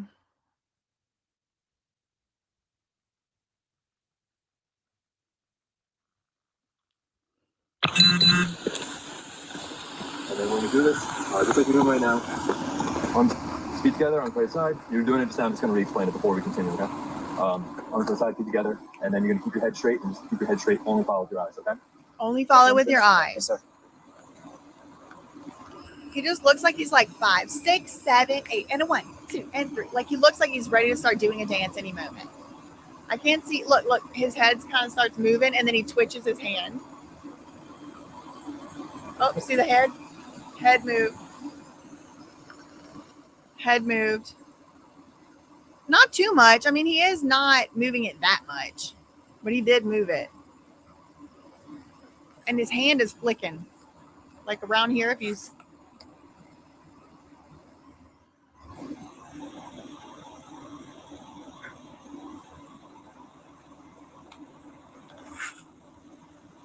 I can't really tell what his eyes are doing. Are they jumping and shaking or whatever? It's dark. I'll also say it's hard to be having one of them lights shined in your eyes like this. Out in the nighttime, like it is kind of like makes you squint and stuff. So I'm not even going to hold that against him. But we do get the benefit of many field sobriety tests. Okay, he's going to do a few, and it's pretty much embarrassing and gets worse the whole time. And then the last one.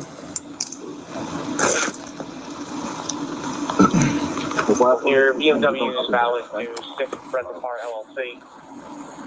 Your subject, Justin Timberlake, is valid out of Tennessee. Thank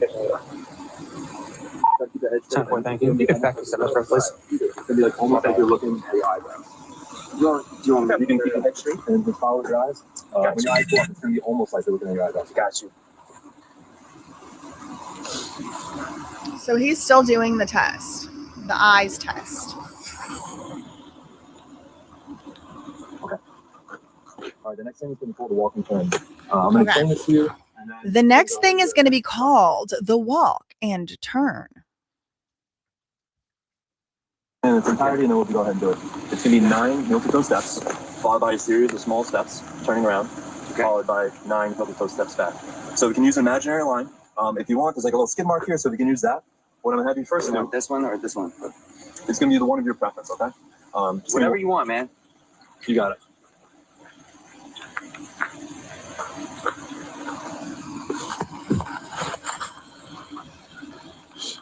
How you doing, man? Good, how are you? I'm good.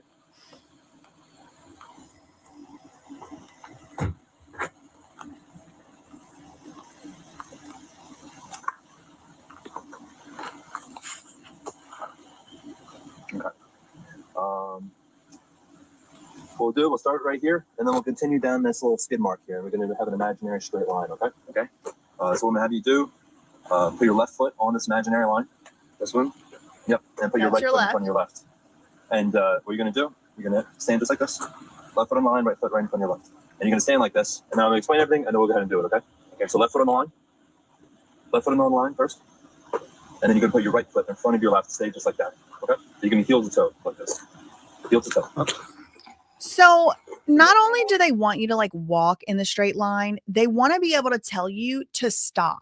And then when you stop, you can still hold your balance. So that's why the cop keeps going, all right, just stay just like that. All right, just stay just like that. Because a lot of times you might be able to get on a flow, you know, and you can kind of walk the straight line or whatever. But can you do that on the flow, and can you stop on command and keep your balance? And you'll see at first that really is the part that he seems to be having the most trouble with. He can kind of do the line walk, which makes sense because he's a professional dancer, whether you think he can dance well or not. He's been dancing for decades. And so he can probably do, you know, somewhat body balance compensation. But there's some things that you can see he does struggle with. That's my opinion based on what I'm looking at, but y'all can disagree. Yep. You're going to have your right foot in front of your left heel to toe.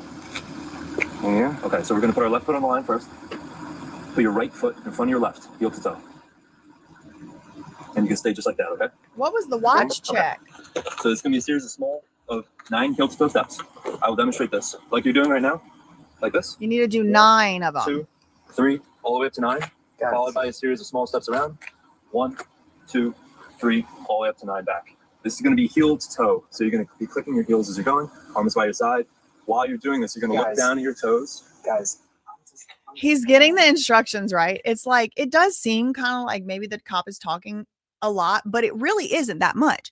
You're going to do 9 steps one way, heel to toe. Your heel got to touch the toe. 9 steps. Walk on the little tire mark on the ground. You're going to turn around. You're going to do 9 back. That's really the whole thing. Of course, if somebody has a physical disability that makes it hard for them or impossible for them to do this, this would definitely be the time to mention that. Like, some people have a rod in their back. Some people have a this, that, the other. Maybe they give you another test. Maybe they don't. Me personally, I don't do tests. I don't do roadside tests. I'm not doing a roadside test. So if you think I'm drunk, we can go to the station. You can book me. I can go to, you know, in the morning we can go. I'm not doing a roadside test. I'm refusing a test. I'm not doing a test. Even if I didn't drink, because I don't know who's pulling me over. I don't know who's paying them. That's the truth. I don't know. I don't trust the police. I'm sorry, I don't. Now, I trust them enough. If I call them to my house, they're going to do something. But if they're already pulling me over and thinking I'm doing something wrong, I'm not doing a test. But y'all should definitely not take anything I do as advice. You should definitely not listen to anything I say as advice. This is not legal advice. But he decided to do the test. He's in it now. But it's not that hard. I mean, I could do it. Walk 9 steps, especially if I'm sober. Walk 9 steps, turn around, walk 9 steps. Do heel to toe the whole time. So the officer's like explaining that, and Justin Timberlake just stops him and he's like, guys,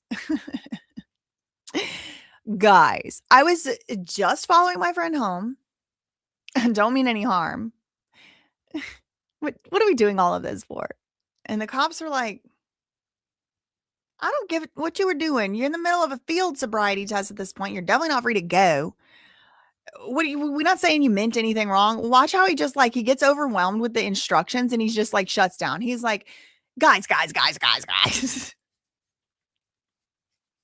2, 3, all the way up to 9 back. This is going to be heel to toe. So you're going to be clicking your heels as you're going, arms by your side. While you're doing this, you're going to look down at your toes. Guys, I'm just following my friends back to my house. I'm not doing anything. I'm just following my friends back to my house. Will you do these tests? Sure. Okay.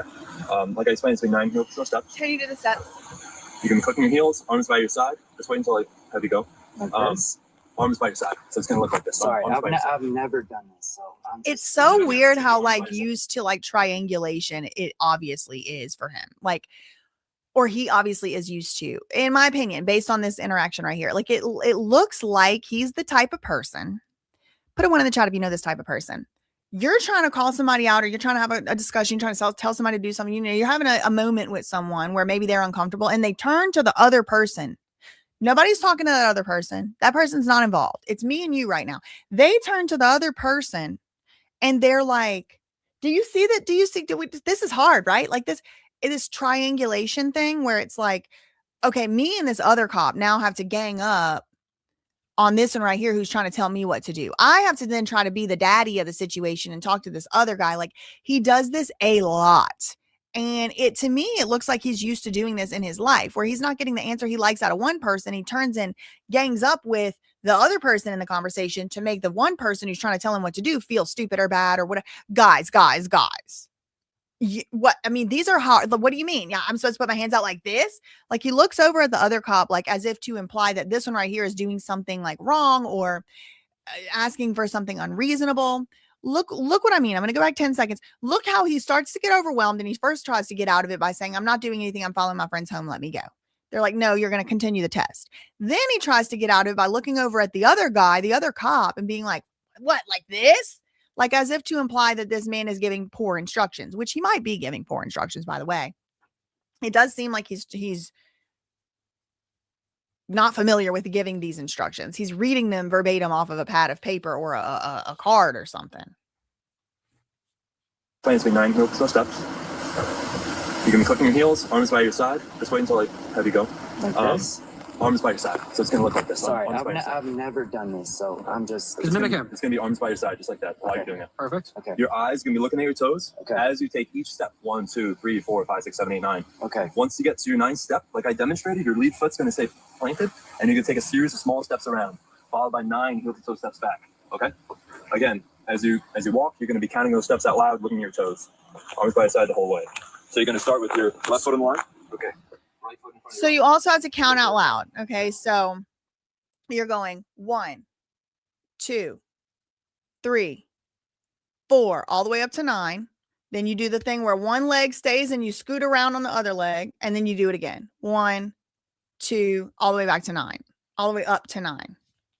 And you got to keep your hands by your sides. Like I can understand why they don't want you, out here. Like I told her, I'm not taking a test, but they don't want you doing this. Like, no, they want to know that you can hold your balance while you're standing straight, while you're standing, and you don't need to hold your arms out like that. No, it's hard. Some people are going to have a physical limitation and not be able to do this. I think that it's reasonable to expect many people completely sober cannot do this exercise.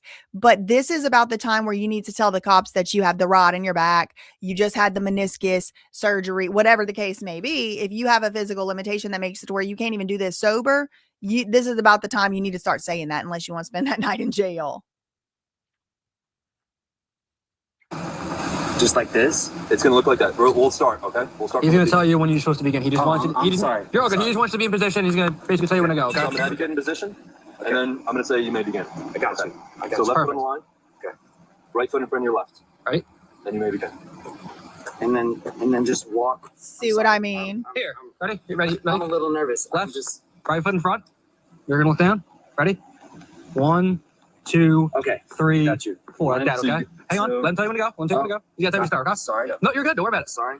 I will say, to me, so far, it does appear like he's impaired. It looks like he's impaired to me. I'm not a cop. I'm not trained on these things. I don't know what to look for by any means. But if you're just asking my layperson opinion, the man is drunk or impaired somehow. But I don't know. I didn't run the test. I'm not an expert. All that. What I do find to be interesting is, even with all his dance experience and all of that, you know, he is wobbling. He is wobble to and fro. Some of the things he's doing, and I do want to be fair. I want to be completely fair. Some of the things that he is doing here are, I think I could say reasonable or understandable. Like, for example, wobbling and falling over, I think is because he's probably impaired. Starting before the cops said to start, okay, that a sober person could do that. I could see myself kind of being nervous and maybe starting to walk before oh shoot, sorry, you said stop, or maybe forgetting the hands by the side thing, or like, you know, some of these things. But some of these things, it's like, girl, you are impaired. Yeah, it's do we know what time it is? Yeah, it looks like it is about 12:30 at night, or in the morning, you could say. It's like about to be 1 o'clock in the morning, between 12 and 1. Is this my line? Whatever imaginary line you make, that's the line you're gonna walk. Then you may begin.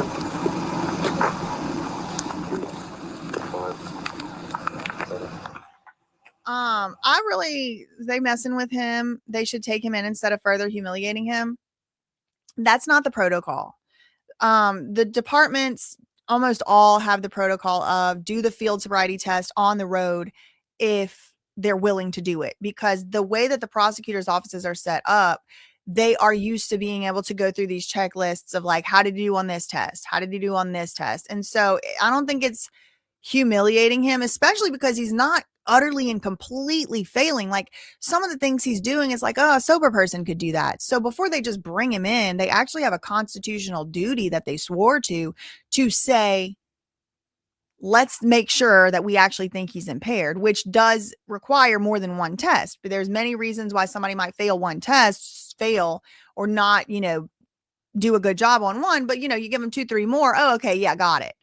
So I don't think they're picking on him at all. I think this is completely routine in what they do for everybody. And I think if they were picking on him, they would have just said, you're drunk, get in the car already.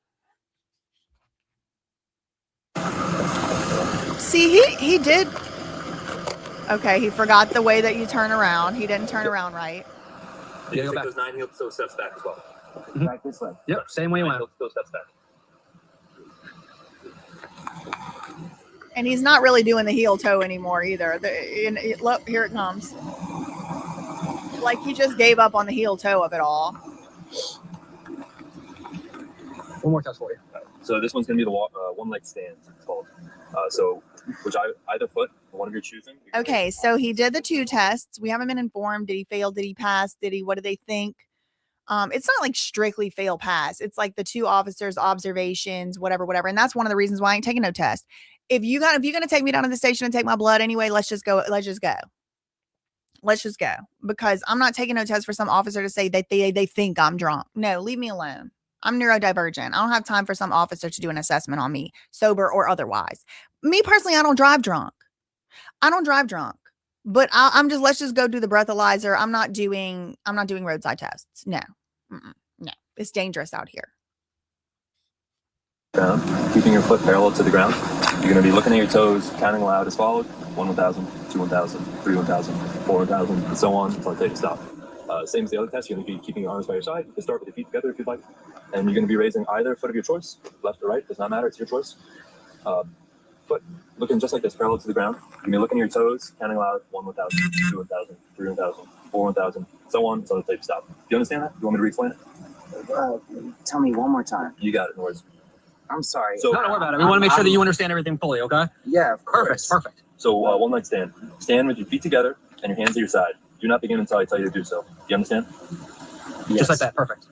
When I tell you to, I want you to raise one leg, whichever leg you choose. Sorry, guys. This is the one-legged stand, and you have him yet again interrupting this officer in the middle of him trying to give the instructions. So, again, I will interrupt a police officer all day long if I feel like it.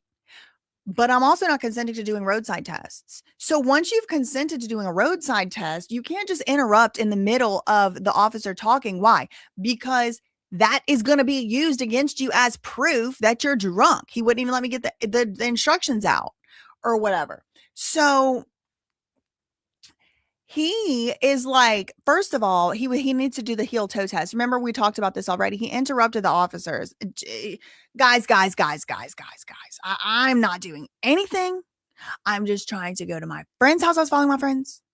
And the cops were not trying to hear that. They did not care about that. So now they're trying to do the one leg stand. And in the middle of these instructions too, he interrupts them. 2 out of 3 tests, he's interrupted them in the middle of the thing. Guys, like, it's like too hard for his little frontal lobe to try and process. So he's like, just let me go home. Just let me go home drunk. Let me drive home impaired or whatever. This is fine. And no one's going to get hurt. Look, it's an empty street. I don't really want to do this test. Let me go. That's kind of the vibe I'm getting here. You want me to re-explain it? Tell me one more time. You got it, no worries. I'm sorry. So, don't worry about it. We want to make sure that you understand everything fully, okay? Yeah, of course. Perfect. So one night stand. Stand with your feet together and your hands at your side. Do not begin until I tell you to do so. Do you understand? Yes. Just like that. Perfect.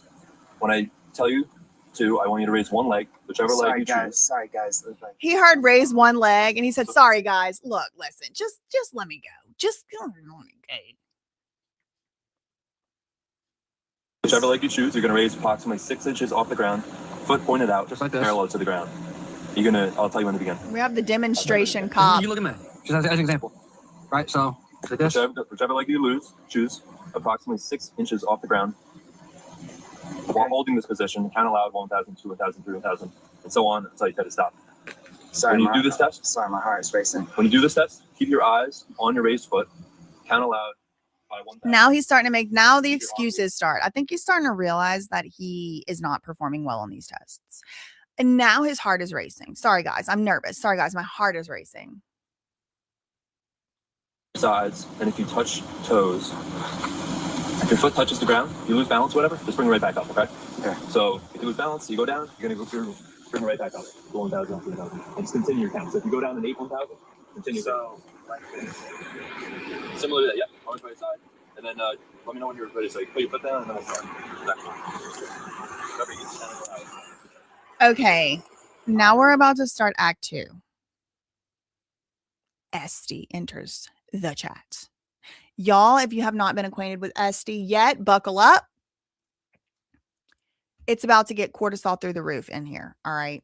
SD has clearly never been told no, ever in her whole life. She becomes shocked, appalled, and flabbergasted to be told that this man can't just simply leave the crime scene or the misdemeanor scene or whatever it is at this point, innocent until proven guilty or whatever. But no, he cannot just get in your car and go. Here she comes, click-clacking down the Sag Harbor Street.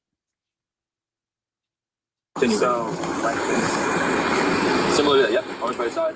And then let me know when you're ready. So you put your foot down and then we'll start. Hi, are you with Justin? Okay, perfect. Yeah, we're doing a couple tests on him, okay? Help us. What's up? Help. You need help? No, I'm just kidding. Okay. We're just doing a couple of tests on him. I need you to hang it over here just so you don't interfere with him, okay? See, that was supposed to be like a first, like in my opinion. I don't know this lady from Adam, never saw her, never heard of her, don't know who she is, never talked to her. This is just strictly my opinion. But in my opinion, she was trying, first off, help us out of this. Help. He goes, you need help? I don't know if these cops are really that clueless or they just acting clueless, but in any event, I love it. If they're just acting clueless, I love it even more because they're like, you need help? What do you mean help? What do you mean? Justin Timberlake? Who's Justin Timberlake? I don't know who that is. You know what I mean? Okay. Yeah, we just do a couple tests on to make sure we don't get any drivers off. If not, we can have someone drive him. Right, gotcha. Right. She said we could have someone drive him if he's not good. The cop goes, right, gotcha. Like, put a 2 in the chat if you already understand what the issue is. It's not that he's drunk. It's that he already been driving. Or if he is drunk, I don't know if he is or isn't, because I don't think he ever got found guilty of being drunk. I think he did a plea deal to driving while impaired. So I don't think that's necessarily the same thing as intoxicated. So I want to be very careful what I'm saying he did or didn't do. I don't think it was ever proven that he was drunk. I want to be very clear. If you're asking me, I wouldn't be surprised to find out he was drunk. Okay, I'll just say that. But here's Esty saying, well, if not, we can just have someone drive him. And the cops are like, yeah, sure, got it. He's already been driving. Okay, so the crime, if it happened, has already happened. It hasn't. He should have had somebody drive him from wherever he just left from. He should have got in the back of your car. I don't know. I wasn't there. I'm just watching and reacting to body camera footage on Law and Crime. Drive him. Right, gotcha. Excuse me. Not Law and Crime. New York Post. This is New York Post.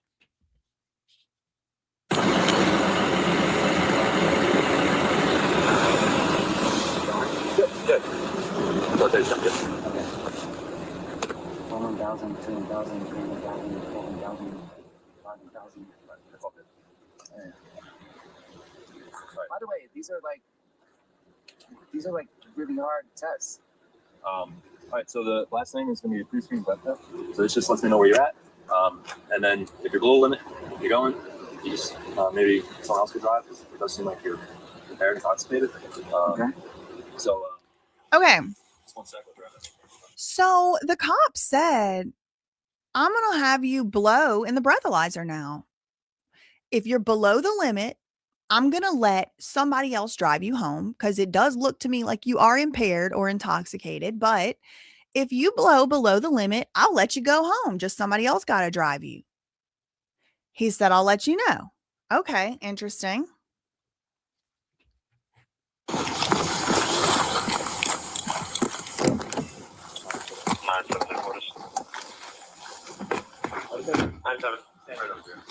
Yes, sir.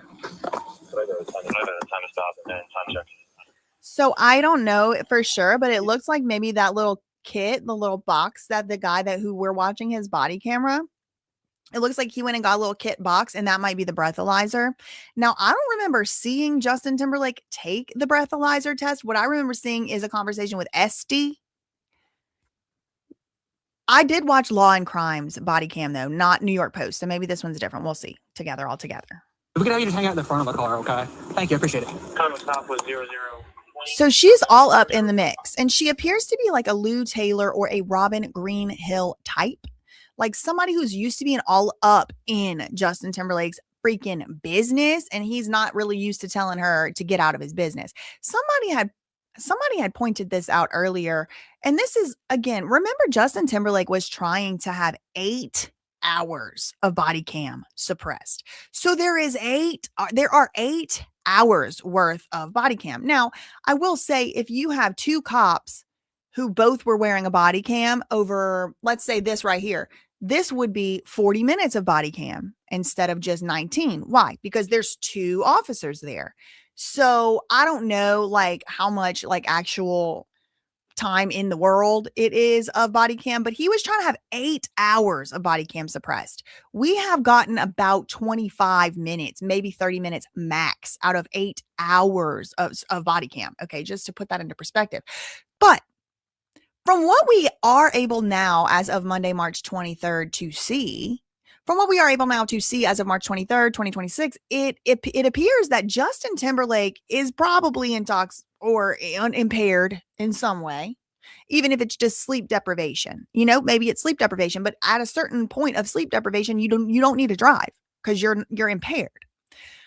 Or maybe he, you know, whatever the case may be. Maybe he had a concussion yesterday or something. Whatever the case may be, it doesn't necessarily mean he had to be drunk. But he is seemingly so far from what we are able to see, kind of going out of his way to not be like, do you know who I am? Or whatever. Now, there is some footage of him getting pulled over where he does say that he's got a world tour. He's like, I'm Justin Timberlake. So he does kind of say this.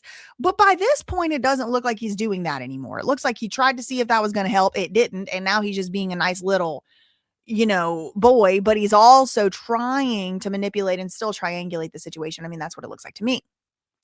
But this lady, she starts going out of her way to basically name drop, and she's all up in Justin Timberlake's business. She's all up watching she got her purse. She's watching the field sobriety test, and he's about to take his breathalyzer test of what it looks like, and she's all looking. And so the cop whose body camera we're watching from this angle, he's like, can you go stand in front of the car? Like, she's all up in his business. And it's not his wife. Where's his wife? And where's her husband while we're at it? And why is she all up in his business? And I'm confused. I'm concerned. I have questions. Right there, time to stop and then time check. Yeah, we can have you just hang out in the front of the car, okay? Thank you, I appreciate it. Time of stop was 0020. Shoot. Was 0035. Which? 15? Yep. Definitely. Where are you, my sir?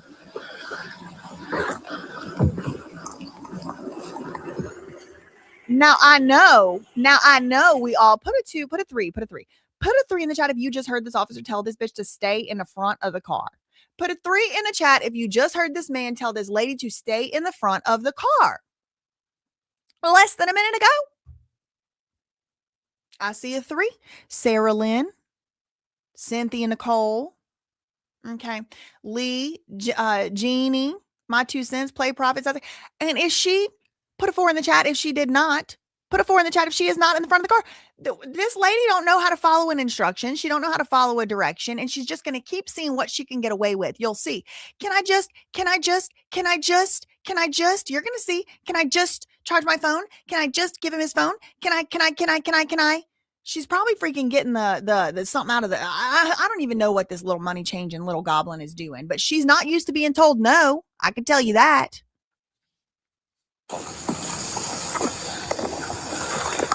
Look, she's already creeping. She's already creeping back around.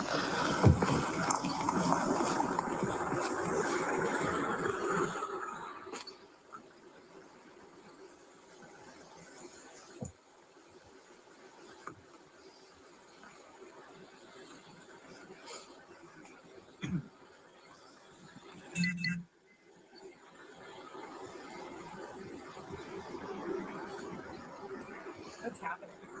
We have to make sure that your friend here is okay to drive. Can I just drive? Well, he was already operating. Do you see the sarcasm? And I love this cop's got to be like younger millennial or Gen Z.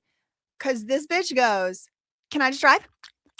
Smacking on gum or moving her mouth in a weird way. And she's like, can I just drive? And the cop goes, he was already driving, so no. Like the way he kind of matches her like inflection is like, you already know the rest of the interaction is going to be chef's kiss. Listen.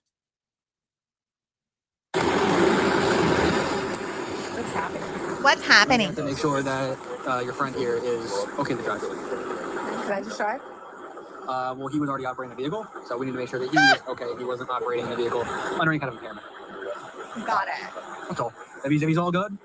Can I charge my phone? Is that okay? Yeah, you can go into the vehicle. That's perfect. Okay, thank you. Yeah, it's fine. Can I charge my phone? Is that okay? I want to know, is she going into his console to get something out of it? Where did she come from? Did she just walk like, where did this bitch come out of and from? She didn't drive here? Can I charge my phone? I guess she thought she was going to walk over here and she was going to just get Justin, help us.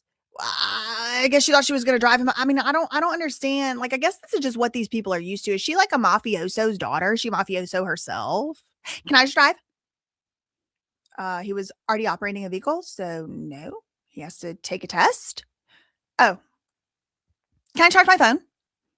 And she's like holding her purse up while she's saying that for some reason. Why? I don't know. Maybe because she's going to put something in there. I don't know. It's very strange behavior. I certainly have no idea why she's acting like this. It's very off-putting. I don't want to be anywhere around this pushy bitch. I'll tell you that. All right, just turn around for me, please. I guess he blew. Now he's laughing. It's funny.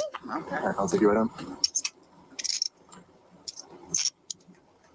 9-7 headquarters, 132 and 192. Okay. Ma'am, do you have another way to get home? Can I drive? Have you been drinking? No. You haven't been drinking tonight? I had like one glass of wine. Okay, no problem. How are you related? Friends? Friends, obviously. Okay, if he's okay with you driving the car. Friends, obviously. Obviously. Is it obvious? Put a 5 in the chat. It's not obvious to you who the hell this bitch is. It's not obvious to me. I would put a 5 in the chat. It's not obvious. Put a 5 if it's not obvious to you. Because what do you mean? Friends, obviously. I don't, what? No, you could be a handler. You could be a traffic. I don't know who you are. You could be a manager. You could be an assistant, executive personal. You could be a personal chef. You could be the babysitter for all I freaking know. What do you mean? Obviously, friend, obviously. It's not obvious to me. What's so obvious? It's like she's trying to make the cop feel stupid this whole time. She's been talking down to him from the first moment she walked up. And I know because I know how to do that accent. I went to Ivy League law school in the Northeast. I know how these bitches be talking, and the way that you want to try to make somebody feel stupid, and you're from, like New York or something, you're a lady, that the very common thing that they do is, can I just drive? What? Oh, okay. Got it. Obviously, like friends, obviously. Like that, like I know how they do, so I know. I know. I could do it if I need. Actually, I could do it. I could code switch right into it. I learned from these bitches. I know how to do it from them. Not her specifically, by the way. I was like, wait, what? Come to the front of the car. Just the archetype. Front of the car. Do I not look good? So no, you're fine. So at this point, I know my hair sucks here, but like I usually look good. So at this point, I usually look good. I doubt it. Wait, hold on. I have to. She's trying to make light of it. She's trying to make it like let's remember what's going on here. Okay. He's being accused of drinking and driving, and it does look like he is impaired. He was unable to do any of the field sobriety tests, and he should be able to do them because he is a dancer. He dances for a living. And so it's very serious. When you get behind the wheel of a 2,000 to 10,000 pound vehicle and you're running stop signs or crashing through red lights or whatever you're doing, you're putting people at risk, and like you could kill people. That's why it's a law. It's a law. You don't drive drunk or impaired because people can die. So this isn't just some silly little, he peed in the bush behind the bar and nobody saw. Okay. Which is honestly a health situation. I'm not trying to say it's not, a big deal or whatever in some way, but this put people's lives in danger immediately and instantly. And so that's why it's a law. But you're going to hear her be like, can I just drive? Oh my God. I was talking she aggravates me so much. I can't just let 20 seconds of it play without interrupting because she's so aggravating. But watch her reaction. And that's what I'm saying. Like she's making way too light of this. And it's not a situation to make light of. Second of all, she's never heard no in her life. She's like, are you serious? Are you kidding me? It's like so unprofessional. It's weird. And again, y'all, I don't really care if somebody is disrespectful to a cop. That's really my belief. I don't really care. But that being said, it does look like to me they are being like overly nice to her and overly nice to him. I've seen some cops out here not treating people like this. So I feel like if they're doing that, like just like common human decency, like don't play games in their face. And she's playing full games in his face. Listen to how she talks to him. So now you're fine. So at this point, I know my hair sucks here, but like I usually look good. So at this point, he's coming with us. Okay? No, he's not. Yes, he is. No, why? He's being arrested for intoxication. Stop it. Yes. No way. Yes. Don't say it. Yes. He's coming with us. Okay. So you're okay to drive. Okay. I don't see any. Your eyes look perfectly fine. Your speech isn't slurred. You're arresting Justin Timberlake right now? He said, yeah. She said, stop it. But what do you mean stop it? You are 52 years old. It appears to me. You are too old to be acting like this. What is this teenage behavior? Stop it. Stop. You're arresting Justin Timberlake right now. Oh my God.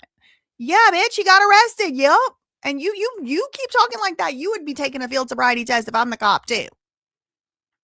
Where'd she materialize from? Did she shapeshift like out of a cat, like Professor McGonagall out here? Where did she come from? Where is the portal she materialized from?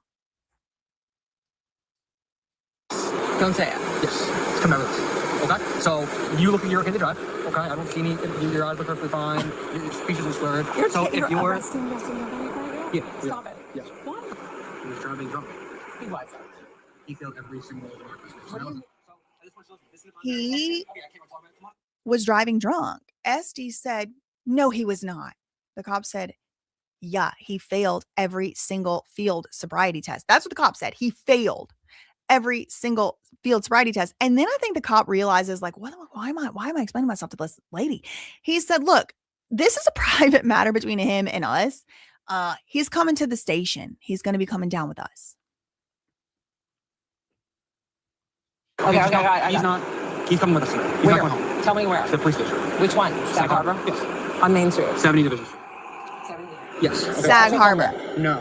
You should go home. She said, so I should come there. The cop said, no, you should go home. He's going to be there all night. He's coming with us today. He's where? not going home. Tell me where. To the police station. Which one? Sag Harbor? Yes. On Main Street. 70 Division Street. 70. Yes. Okay, So I should come there. No. You should go home. He's going to be with us all night. The whole night? He's not. When we release him, when the judge sees him in the morning. There's no way. Yes, that's how it works. Okay. So I wouldn't. So unless you want to sit in a police lobby for the next 9 to 10 hours, which I don't recommend you do. Which I don't recommend you do. You take his car. It's okay with him. We have to confirm that with him first. Okay, let's go talk to him. Well, what's your name? SD. SD. Okay, let me ask him. I got it at this point. Okay, I got it. Justin, not you. Okay. No offense, but I got it. It's just protocol. Okay. I'm gonna see if she can take the car. Okay.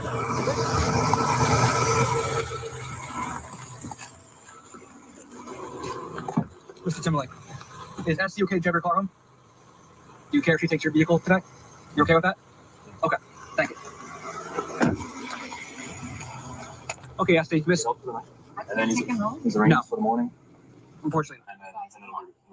She then starts asking the other cop, this sneaky little bitch. She then starts asking the other cop, can I just take him home? She already had this whole conversation with this cop. We already heard it on the body cam. Can I just take him home? This cop that already told her no, he walks up. No, you cannot. Listen to her. It's like when you ask your mom and she says no, then you go ask your dad.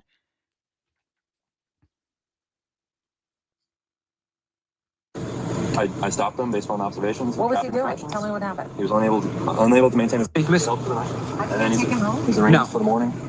Unfortunately, and then he'll be released. What happened? I stopped him based on observations. What was he doing? Tell me what happened. He was unable to maintain his lane, but I'm not going to continue. We're going to get him back, okay? I'm not going to. What happened? Tell me. What happened? Tell me. The cop said, I pulled him over because he was unable to maintain his lane, but I'm not going to be going through this with you anymore. And then the other cop jumps back in again. Ma'am, this is a private matter. Like, this has nothing to do with you. And then he'll be released. What happened? I stopped him based on observations. What was he doing? Tell me what happened. He was unable to maintain his lane, but I'm not going to continue. We're going to get him back, okay? I'm not going to. This is a private matter with us and him. I don't want to say it doesn't concern you because I don't want to be rude. However, it is a matter between us and him. Can I talk to him real quick? No, not anymore. No, he's in our No, you cannot talk to him. Just now, you're going to take the car home, okay? You don't show any signs of impairment, no slurred speech, your eyes are good, okay? So you're going to take the car, okay?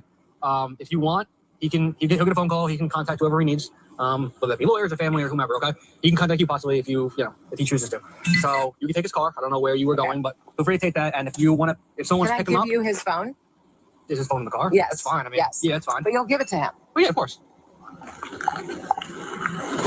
It'll go into our property section with him, and then he won't get it. No, not while he's in custody. No, he'll get it when he's released. Yes, so you can call someone when we release him in custody. But it will remain in my possession. But should I ask him if he wants it or if he wants me to keep it? You can't talk to him. There has to be a moment of talking. No, not anymore. Please help me. Not anymore. Hold on. Okay. So Hold on. this is the registration of the vehicle. Just make sure it stays with the vehicle, okay? I have his phone. Yeah. Yep. Can you guys please just do me a favor because you love bye. You're like happy. sexy back. So Like, do me one favor. Let me ask him if he wants me to give him his phone. Yeah. This is insane. So it's not going to be. This is insane.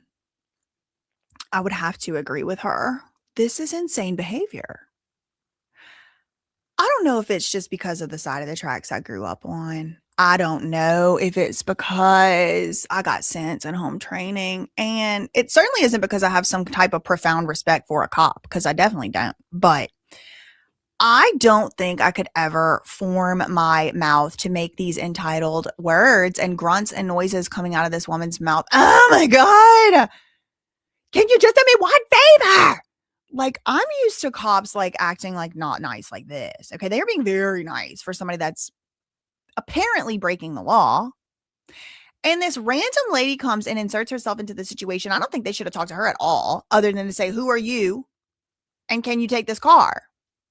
But they're giving her a lot of respect. It's very strange to me. I'm not used to it at all. And in return for that respect she's gotten from them, she is acting like she is being a victim. She is victimized. Please do me one favor. Bitch, they have done you a lot of favors, ma'am. Because some people would have been acting like that to cops and would have been found themselves belly down on that gravel and going to jail. I have seen cops freak out over nothing. Okay. The way that this lady is inserting herself into a situation that has nothing to do with her is insane. That is the insane part of it to me. That is the insane part of it to me. Listen how she talks to these cops. She says to them, do me one favor, because why? Why would you do her one favor? Well, her reason is because didn't you like Justin Timberlake's song Bye Bye Bye with NSYNC? Didn't you like Justin Timberlake's Sexy Back? Didn't you like it? What the does those songs have to do with this lady? Do me a favor because you like Justin Timberlake songs. I mean, this is what the Hollywood goblin money changers do. Now, people are saying this lady is an interior designer. I'm going to let you know I've never heard of her in my life. Never heard of her in my life. So maybe she's an interior designer. I don't exactly know what is going on with this lady. She's absolutely entitled. She asked the one cop, can I just take him home? She said, the cop said no. Then she went and asked the other cop behind the first cop's back, like she was asking both of her parents at different times if she could have a sleepover. And then when come time to say, no, you cannot give him his phone. You cannot have a talk with him. Who are you, lady? He ain't his wife. It ain't. Who is she? Friend, obviously. Oh, got it.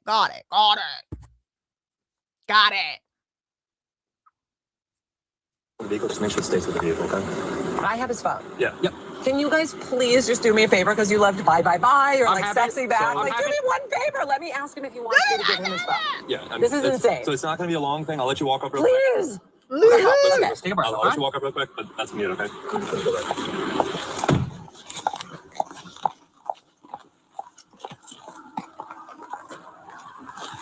Over here. Where? Over here. Where? He's rolling the window down. Where? Just do me a favor. We talk right here, okay? Good. This is insane. I have your phone. Do you want it? They're going to take it when you go in, or do you want me to keep it? We'll give it to you when you're out. Do you want it in your possession or Who not? should I call? What do I do? Tell me what to do quick. I don't even. I don't know. Who's your lawyer? Tell me your lawyer's name. That's all I need. You'll be allowed to call him when eventually, okay? This is insane. For now, Mr. Timberlake, just do you want us to have your phone or not? They won't let you out. I did everything. They won't let you out. I'm like, let me out. They won't let you out. I did everything. Now that makes me wonder, what else did she do off screen, on screen? I don't know. I mean, the way that they have it looking, maybe I should go back and look at the timestamps up here and see where stuff is cut out. Call his wife, TF. Yeah. Like, why is it? Yeah. Who's your lawyer? That's a good point. Why? I understand who's your lawyer. What's your lawyer's name? I understand why somebody would ask that question, but why wouldn't she first ask? Wouldn't his wife know who his lawyer is? That's a good question. That's a good point right there.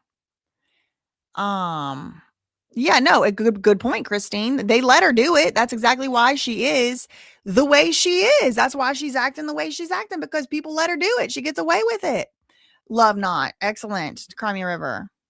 She's irritating and entitled, they saying. She's acting worse than him. I agree. Them cops need to put her in a timeout chair.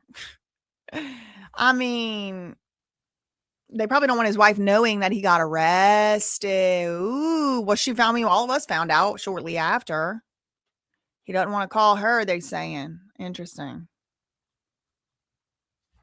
No, Mr. Timberlake, do you want your phone in our custody or not? To release to you when you're out? Yes or no? Guys, why? Mr. Timberlake, yes or no? You can keep the phone, man. You can keep the phone. Okay. He won't answer. Let me just ask you, like, why are you arresting me? Like, He's like in utter disbelief. They're like, do you want to give the phone or not? Why am I, do you want to keep your phone, which means it's going in a locker? And do you want her to keep it? Guys, like, it's like he just won't process that he could possibly be getting in trouble for something in his life. That's what it looks like to me. It's like he just cannot process it. Okay. So you're going to take his car home, okay? Keep the phone. We'll allow him to make a phone call from our lines later tonight, okay? And as well when we release him, okay? Thank you for your cooperation, man.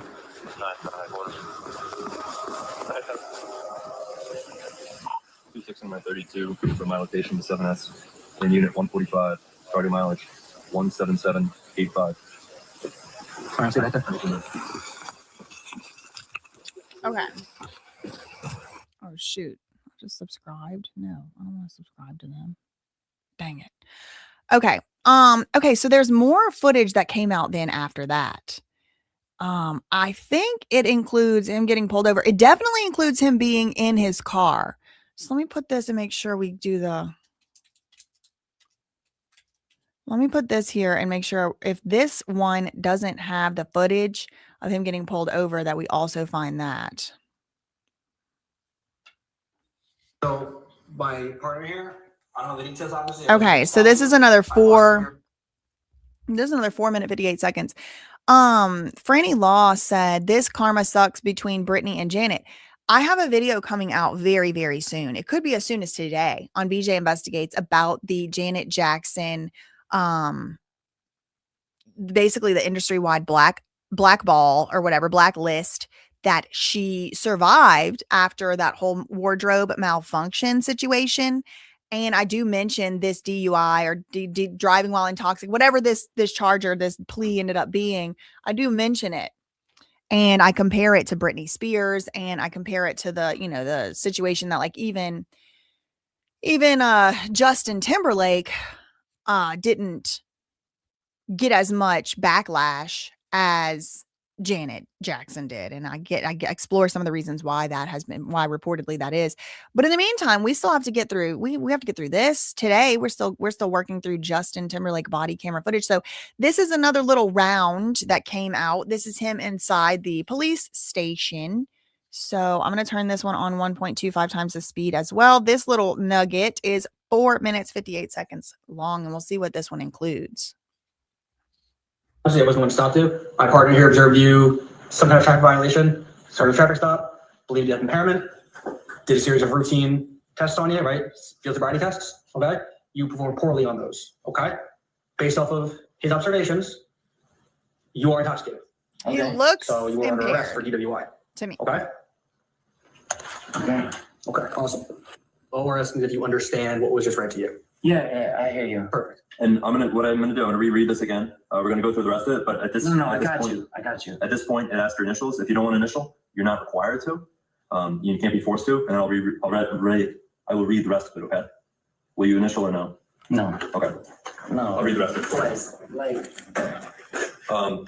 Now, do you consent or refuse to the chemical test?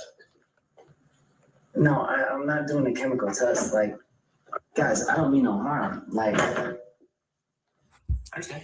You know what I find to be fascinating is he's still doing this like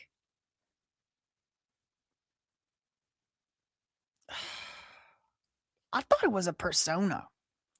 This kind of like R&B, like Tennessee kid, like, I don't mean no harm. Guys, cool cats. I don't mean any harm. Like, it's kind of like a caricature of something. I believe you to be under the influence of alcohol and operating in motor vehicle, right? Okay, but I don't mean no harm. I didn't say you did, right? Everyone makes a mistake or two in their life, right? You had too much to drink, you drove the car, right? Okay. It's whatever, I'm not here to judge it. We got a job today. Yes, sir. I appreciate your understanding. By the way, I appreciate that you're doing that. I appreciate that. Thank you. Yeah. He is trying to use his manners, but he still seems What's entitled. the traffic violation I missed? I observed you. Just so I know for future reference. I observed you failing to always stop at the stop sign, and then while you were driving, you failed to keep right on numerous occasions. So you're very. Wait, start over? Sorry. So one more time. You failed to stop at the stop sign, and then while you're operating the motor vehicle, you failed to keep right on your side of the roadway, and you continuously. He was swerving over the line. Okay. So first thing he noticed was the cop noticed was he was, ran through a stop sign. And then now he's on his radar. So he's looking and he's swerving over the line. So at that point he pulls him over. That's what he claimed. I understand, but we are where we are right now, okay? You boys treat me like I'm a criminal. I don't want to say that because, you're being arrested. Look at him looking in the mirror, fixing his hair in the mirror. I don't have to call the names, Mr. Timberlake, but it's the situation that we're in, unfortunately, okay? I'm trying my best to treat you like anybody else, okay? I appreciate your cooperation. Yeah, man. Most people don't cooperate like this, so it goes a long way in my book. I appreciate it. Hey, can I ask you a question? Yeah, happy to answer anything I can. Is this a normal process? Yeah, everything is pretty He doesn't standard. want to be handcuffed. Of the ordinary. We do this for everyone that gets arrested for DWI. Is there anything specifically that He's in you disbelief. are wondering, or just No. I just wondered, like you really cuff people up and Yeah. I mean, if you're in our custody, we have to make sure that people who we lock up here don't leave. You can't just leave. We gotta process you, everything like that. Your safety, our safety, things like Look that. how red his face is. It's just standard protocol. I appreciate you boys for doing your job, man.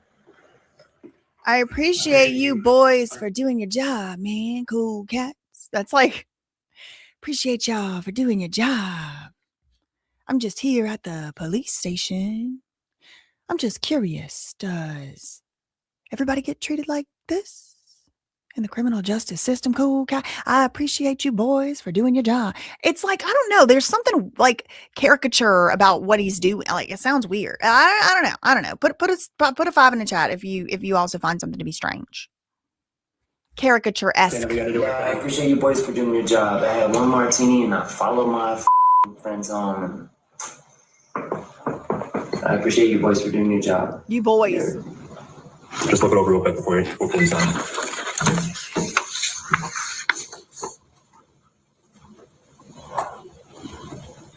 White?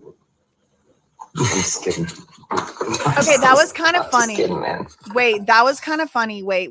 I know we don't really like him. Okay.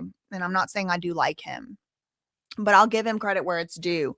He's looking over the thing they filled out for him with all his stuff, and it's like he's got to sign it, and he goes, "White." They had filled out his race as white. Obviously he is, and he's like, "White." So he still has a little sense of humor moment, joke moment. Still, driving You're him for the here. night, and then in the morning is the uranium. So in the morning, usually around 9:30. Yeah, all night? It might not be this one. You might be over at the other one, and they actually have blankets for you. Wow, man. And again, like I said, you can make a phone call if you would like. The attorney and things like that, you're allowed to call right now if you wish, or you can call later. Yeah, at any point you want to make a phone call, let us know. Yeah. You are entitled to have phone calls. Okay, so let's go to the next one. This one is from The Independent. This one came out March 21st. So this came out the day before yesterday. It's 11 minutes, 23 seconds long. Remember, I told y'all there's like several little nuggets out. So this will be the one where he actually pulls him over. I haven't watched this footage yet. So this will be a true reaction. Keep veering off to the left, and then you're not stopping at the stop signs. Excuse me. Hold on. Let me start it over. So the reason for the stop is because you're keep veering off to the left, and then you're not stopping at the stop signs. Yeah. Sorry about that. Is this your vehicle? Whose vehicle is it? Yeah, it's just a rental. It's a rental? Okay. Do you have any registration with it? Do you know if they can put it in the glove box? Let me check. So it's a rental car. He's looking for the registration. Just for a couple of days. What are you visiting? Yeah, I'm on tour. What are you doing? I'm on the world tour. He said, "I'm on tour." The cop said, "What?" "I'm on tour." Doing a world tour. The cop said, doing what? He don't understand what's a world tour. Or again, like I said, maybe the cop is just play pretend. Or maybe he really don't know what a world tour is. Maybe he's playing play pretend. Or maybe he really doesn't truly know who Justin Timberlake is. In any event, it is funny that the cop that he acts like he don't know what is a world tour and what in the hell a Justin Timberlake is. She's like, I don't, who's he? I don't know who. How long are you renting it for? Just for a couple of days. What are you visiting? Yeah, I'm on tour. What are you doing? I'm on a world tour. I'm on a world tour. A world tour. Doing what? Hard to explain. A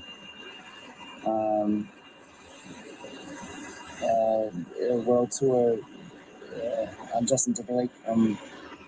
So imagine like you reach the point in life where, for better or worse, maybe it's a good thing. Okay. I'm not even trying to say like it's terrible, but like, imagine you reach the point in life when somebody asks, what are you doing in this town?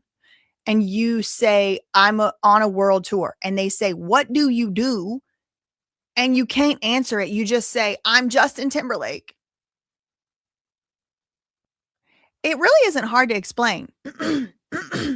He's like, it's hard to explain. I'm Justin Timberlake. What do you mean? It's hard to explain. I'm a musical performing artist and I'm doing a tour where I perform concerts. I'm here right now because I did a concert here. I sing songs, I dance, I go on stage. Did you ever see a concert, officer? I'm like one of the guys that does the concert. Like I'll be down there with the mic. So I'm on a tour going all around the world doing that. That's what the world tour is. It's not hard to explain. I sing. I'm a singer and I'm doing a tour and people come and pay tickets and they come to. There's many ways to explain it very easily. I don't understand what's so hard to explain about it. But instead of doing any of that, he goes, I'm Justin Timberlake. The cop's like, okay, how much have you had to drink tonight, sir? Woo! Hard to explain.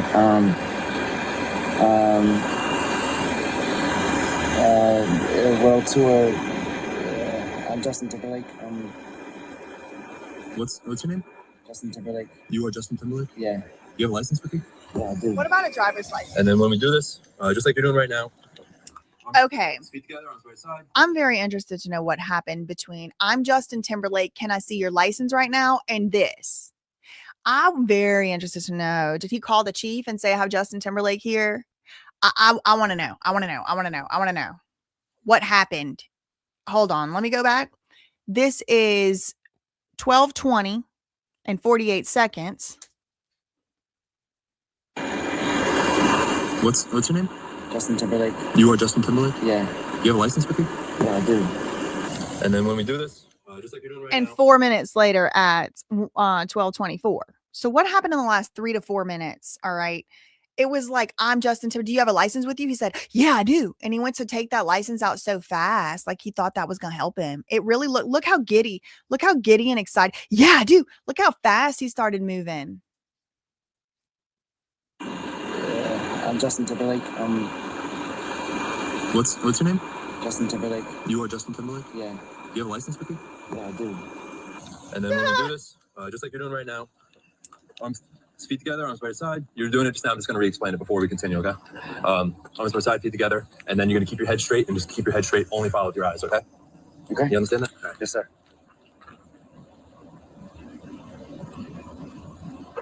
So this is another angle. Now we're seeing him up close. Okay, so left foot on the line.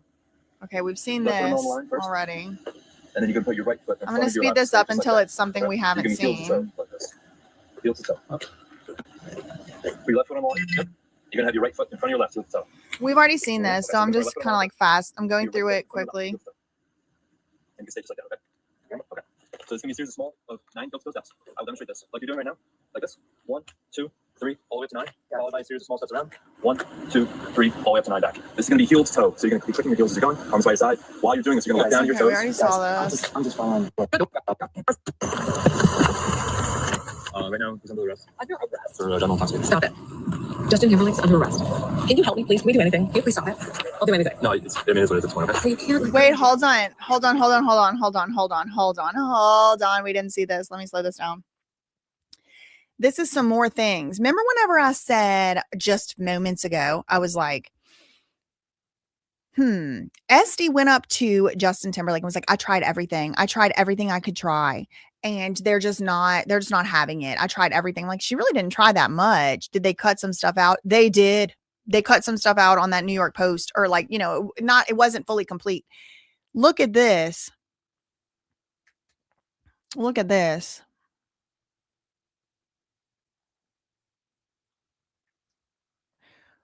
Esty is going to say, what can we do? I'll do anything. This is some Sean P. Diddy Puff Daddy Combs type of stuff. Destroy the tapes and I'll give you $50K. I mean, I feel like if they would have asked for $50K, she would have wrote a check right then and there out of her Chanel purse. I don't know. That's my opinion. That's my belief. Yeah. You're trying to be drunk. Okay, all right, just take a seat.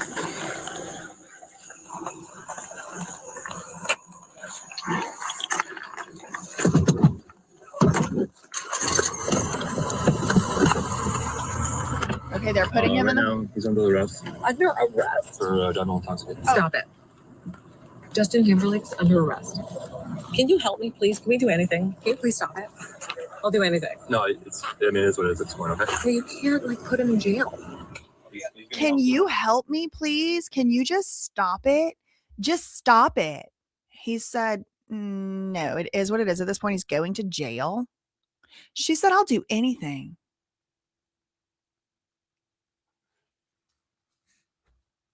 Investigate Esty. Justin Timberlake's under arrest. Can you help me, please? Can we do anything? Can you please stop it? I'll do anything. No, it is what it is at this point, okay? Well, you can't, put him in jail. He's going to be held for the night. I can't take him home? He's arranged for the morning.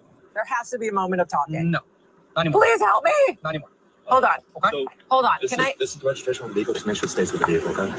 I have his phone. Yeah. Yep. Can you guys please just do me a favor, because you loved bye or I'm like happy. sexy back? So Like, I'm do me one favor. Let me ask him if he wants me to give him his phone. Yeah. This is insane. So it's not going to be a long thing. I'll let you walk. It is insane how she's acting. Oh no. What's going on here? So my partner here, I don't know the details, obviously, I wasn't going to stop to. My partner here observed you some kind of traffic violation, started a traffic stop, believed you had impairment, did a series of routine tests on you, right? Oh my Those God. sobriety tests. Look at his girl. Who am I? Who am I?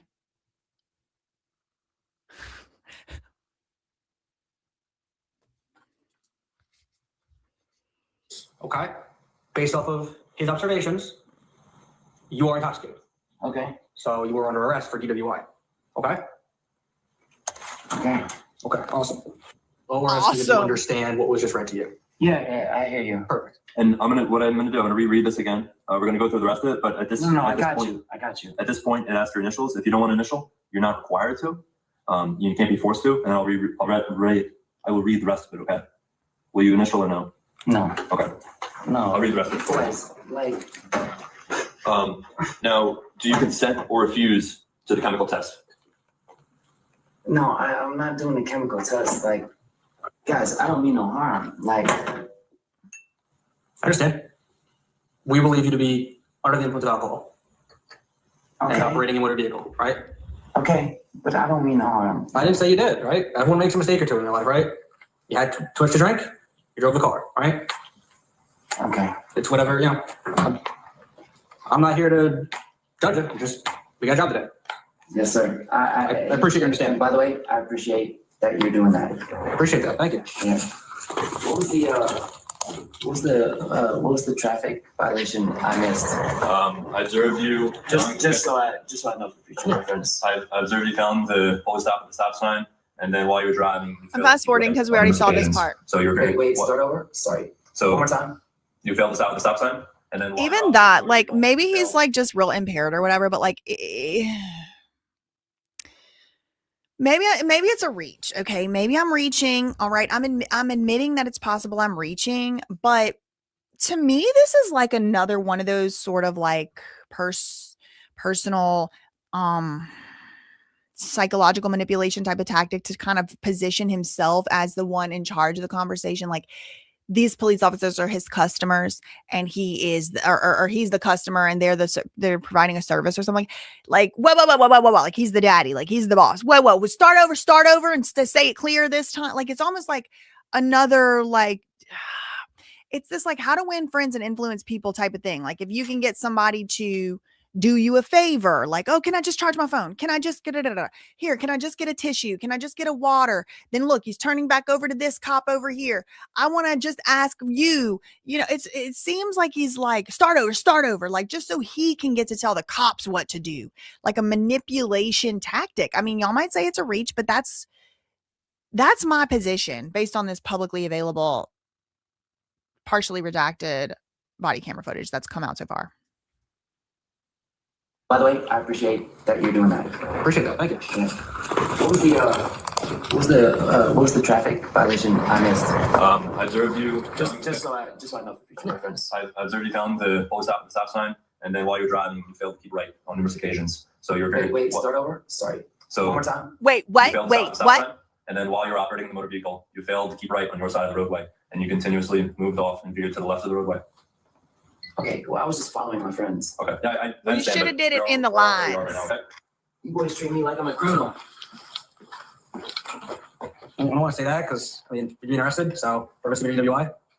I don't like to call names, Mr. Timberlake, but which is the situation that we're in, unfortunately. Okay, I'm trying my best to treat you like anybody else. Okay, I appreciate your cooperation.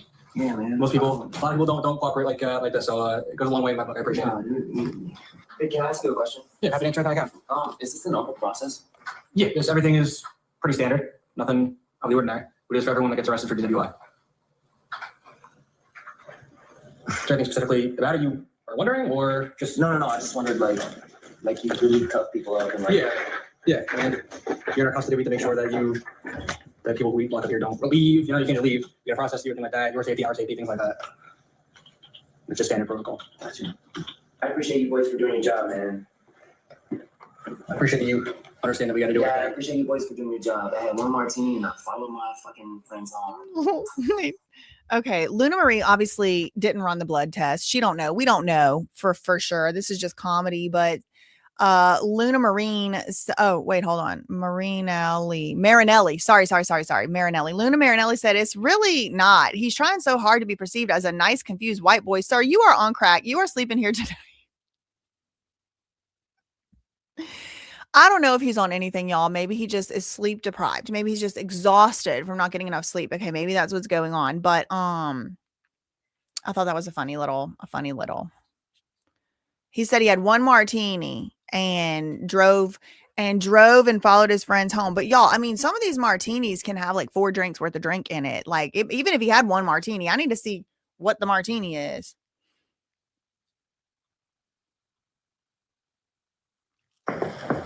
I appreciate you boys for doing your job. Yeah.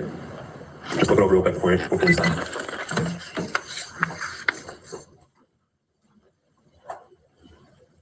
White? I'm sorry. That part to me is funny. I'll give him that.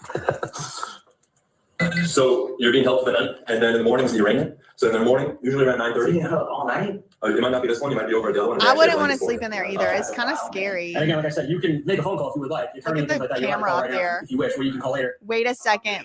Look at the camera up there. Ooh, I want to see that footage. I want to see what he was doing in there. I mean, I don't want to see what he was doing right here if he went to the toilet or something. But like, other than that.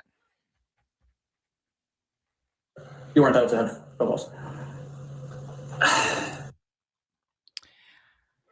Okay. Well, I'm pretty sure that's all the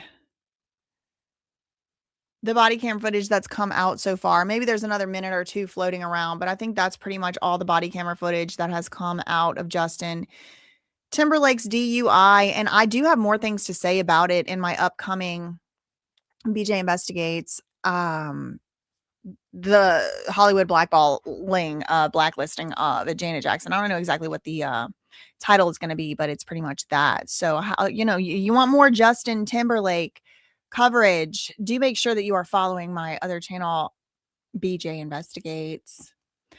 Okay, let's do a quick story real quick. Kurt Cobain. Okay, Kurt Cobain has been in the news a lot lately. It's another one of these so-called supposed conspiracy theories that's turning out to maybe have a little more validity to it than the conspiracy theorists were originally given credit for. And this is along the same lines of, I'll say, Sean P. Diddy Puff Daddy Combs liking to get freaky, in situations where maybe there's another man there or whatever. And it was like, they weren't necessarily phrasing it that way in the years past, but eventually Cassie did come out with her allegations, and she did make the allegations she made, and so did other people. And pretty much unanimously, it ended up being, oh, well, that Diddy is doing the freak offs and getting the other men to show up to them. So, well, I guess that wasn't so much of a conspiracy theory after all, at least not that part. Now, I just picked one thing. We could pick many things that were that were previously considered to be conspiracy theories, and now they are, things that really happened. But the Kurt Cobain one is another one that people have for years said that the official cause of death on Kurt Cobain don't add up. And we're talking about people very close to the situation. There was one guy, he was a private investigator. He was hired by Courtney Love, who was Kurt Cobain's wife at the time, or like his widow, who was married to Kurt Cobain. When Kurt Cobain went missing, she hired this security guard, this private investigator, I'll say. And the private investigator was like tracking down Kurt Cobain across the country, trying to figure out where he is. And on the case, when the guy is like actively looking for Kurt Cobain, Kurt Cobain dies. Now, his official cause of death was ruled to be a deletion. It, rhymes with suicide. And, that's been it. But for years, for decades, people have been saying that's no way. There's no freaking way. Because first of all, he had enough substances in his whole entire system to OD somebody twice. Or at least like 2 times the amount that it would take to actually unalive someone. And he had 2 pew-pews to his own self or something like this. Okay. I'm going off like 5 years ago hearing about the story. Maybe I got the details wrong, but it was like some stuff that don't add up, basically. Well, recently there have been some mumblings from official authorities that, they might actually start looking back into this case as something other than a self-delete, and maybe there was some foul play. This is from Daily Mail. Mystery of Kurt Cobain's death deepens as new handwriting analysis points to forged unalive note. New handwriting analysis. So there's a note at the scene. Allegedly, he wrote it, but come to find out they did a handwriting analysis, 20, 30 freaking years later. And maybe it wasn't all what they had packed it up to be. A note impaled with a red pen into the soil of a potted plant was long believed to be Kurt Cobain's final message to the world. The Nirvana frontman died April 5th, 1994, when he was 27 years old from a pew-pew wound at his Seattle home. The King County Medical Examiner ruled the death a self-deletion, written in red pen on a restaurant placemat. The note was one of the key pieces of evidence cited by Seattle police in their conclusion that Kurt Cobain took his own life. Okay, so in concluding that he was the one who self-deleted, they pointed to many pieces of evidence, including this note. But now a private forensic team has claimed the final lines of the note, where Cobain appears to bid farewell to his wife and daughter. The final lines of the note may have been written by someone else. Well, what were those final lines about? Quote, where Cobain appears to bid farewell to his wife and daughter. Well, his daughter at the time wasn't old enough to even walk or talk. Those lines read, please keep going, Courtney, for Frances, for her life, which will be so much happier without me, followed by, I love you, I love you. Okay, so this was in the note. Independent researcher Michelle Wilkins, who worked with the team, told Daily Mail, if you look closely, the handwriting in the last 4 lines is actually different. It's larger and more scrawled, We don't believe Kurt Cobain wrote those lines. By contrast, the top of the note addressed to Kurt Cobain's imaginary childhood friend, Boda, reads like a farewell to the music world. Rather than a personal message to his family, he was trying to quit music. And what was the childhood imaginary friend, Boda? Was this like something that he was possessed with or something? Girl, what in the hell is this childhood friend? The top of the note was addressed to his imaginary childhood friend, Boda. And it actually reads like a farewell to the music world rather than a personal message to his family. I've tried everything. I've tried to get what I wanted out of life, and it just hasn't worked. Handwriting analyst Moselle Martin claimed that the last lines were actually written by someone else. She cited changes in letter formation and rhythm, though her findings have not been peer reviewed. So this is just one handwriting analyst's opinion. Martin, this is the handwriting expert, said that she conducted her analysis to see the Kurt Cobain case officially reopened. She wants this case reopened by the Seattle Police Department as a homicide investigation instead of what it was originally ruled, which was a self-delete. The crimes, by signing up, Okay, so here's the letter. Yeah, okay. Duh. Bitch.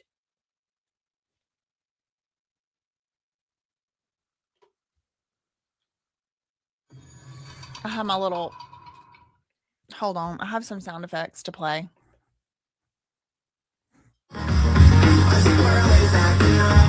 Okay.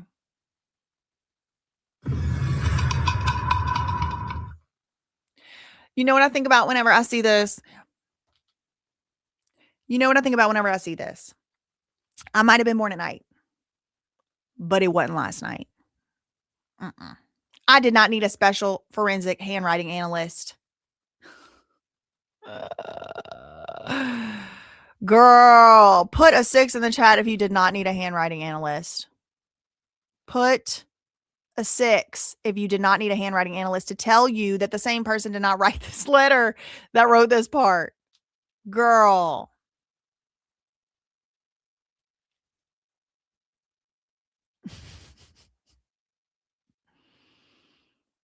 This is so funny. I mean, it is actually it's silly. It's actually silly. Please. Okay, so this is apparently written in red ink. I guess this is like a black and white scan. A private forensic team has claimed that the final lines of the note were not written by the same people. And look at the final stuff. Keep going, Courtney. For Frances, for her life, which will be so much happier without me. Girl, tell me, Courtney Love Cobain didn't write this. Ooh, girl. Tell me she didn't. Somebody tell me she didn't. A private forensic team has claimed the final lines were not written by him. And here's the note. A spokesman from the Seattle Police Department previously told the Daily Mail that they are not reopening the case. Our detective concluded he died by suicide, and that continues to be the position held by this department. At the bottom of the note was a signature reading Kurt Cobain, but experts have pointed out that using his full legal name rather than a more personal sign-off like Kurt or Love You is highly unusual for a farewell to a spouse or a child. Okay. Combined with the dramatic presentation of the letter, pinned to a placemat and stabbed into the soil of a potted plant, these details have fueled speculation that the note may have been staged or crafted for effect. So maybe it's a fake note, they say. Observers have long noted the theatricality of the display, and it was also highlighted in an episode of Unsolved Mysteries, drawing national attention to the unusual circumstances surrounding this final message. Martin, this is the handwriting analyst, conducted a meticulous examination of 2 sets of handwriting, known samples of Cobain's writing and the alleged note, including its final 4 lines.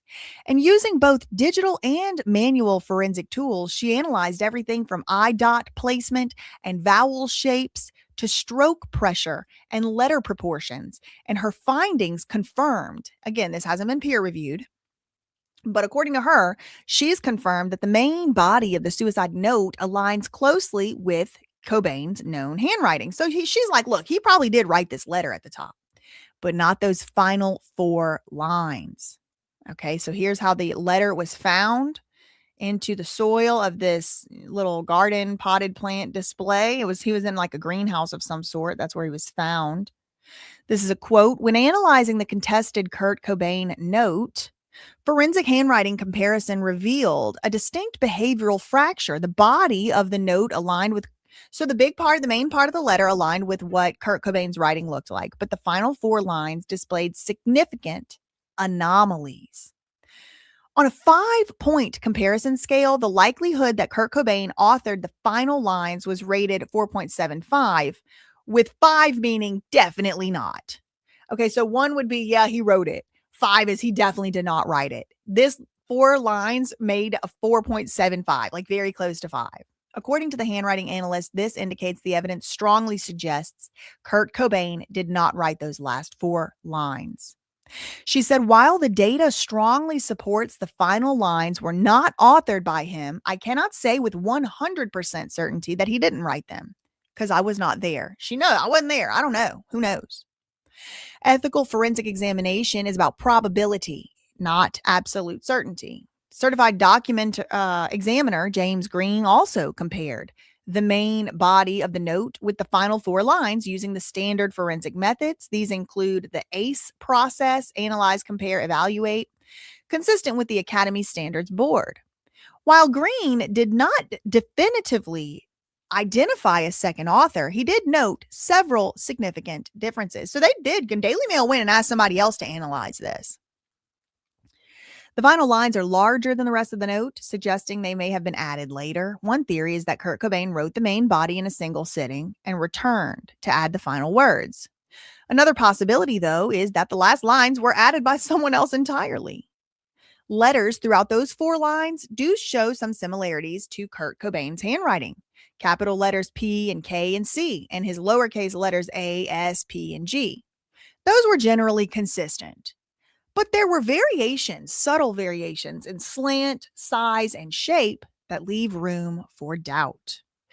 The second handwriting analyst they did check with said that while the handwriting could plausibly have been produced by Kurt Cobain, a skilled imitator could have also, like someone who's used to forging his writing, could have also replicated many of these features.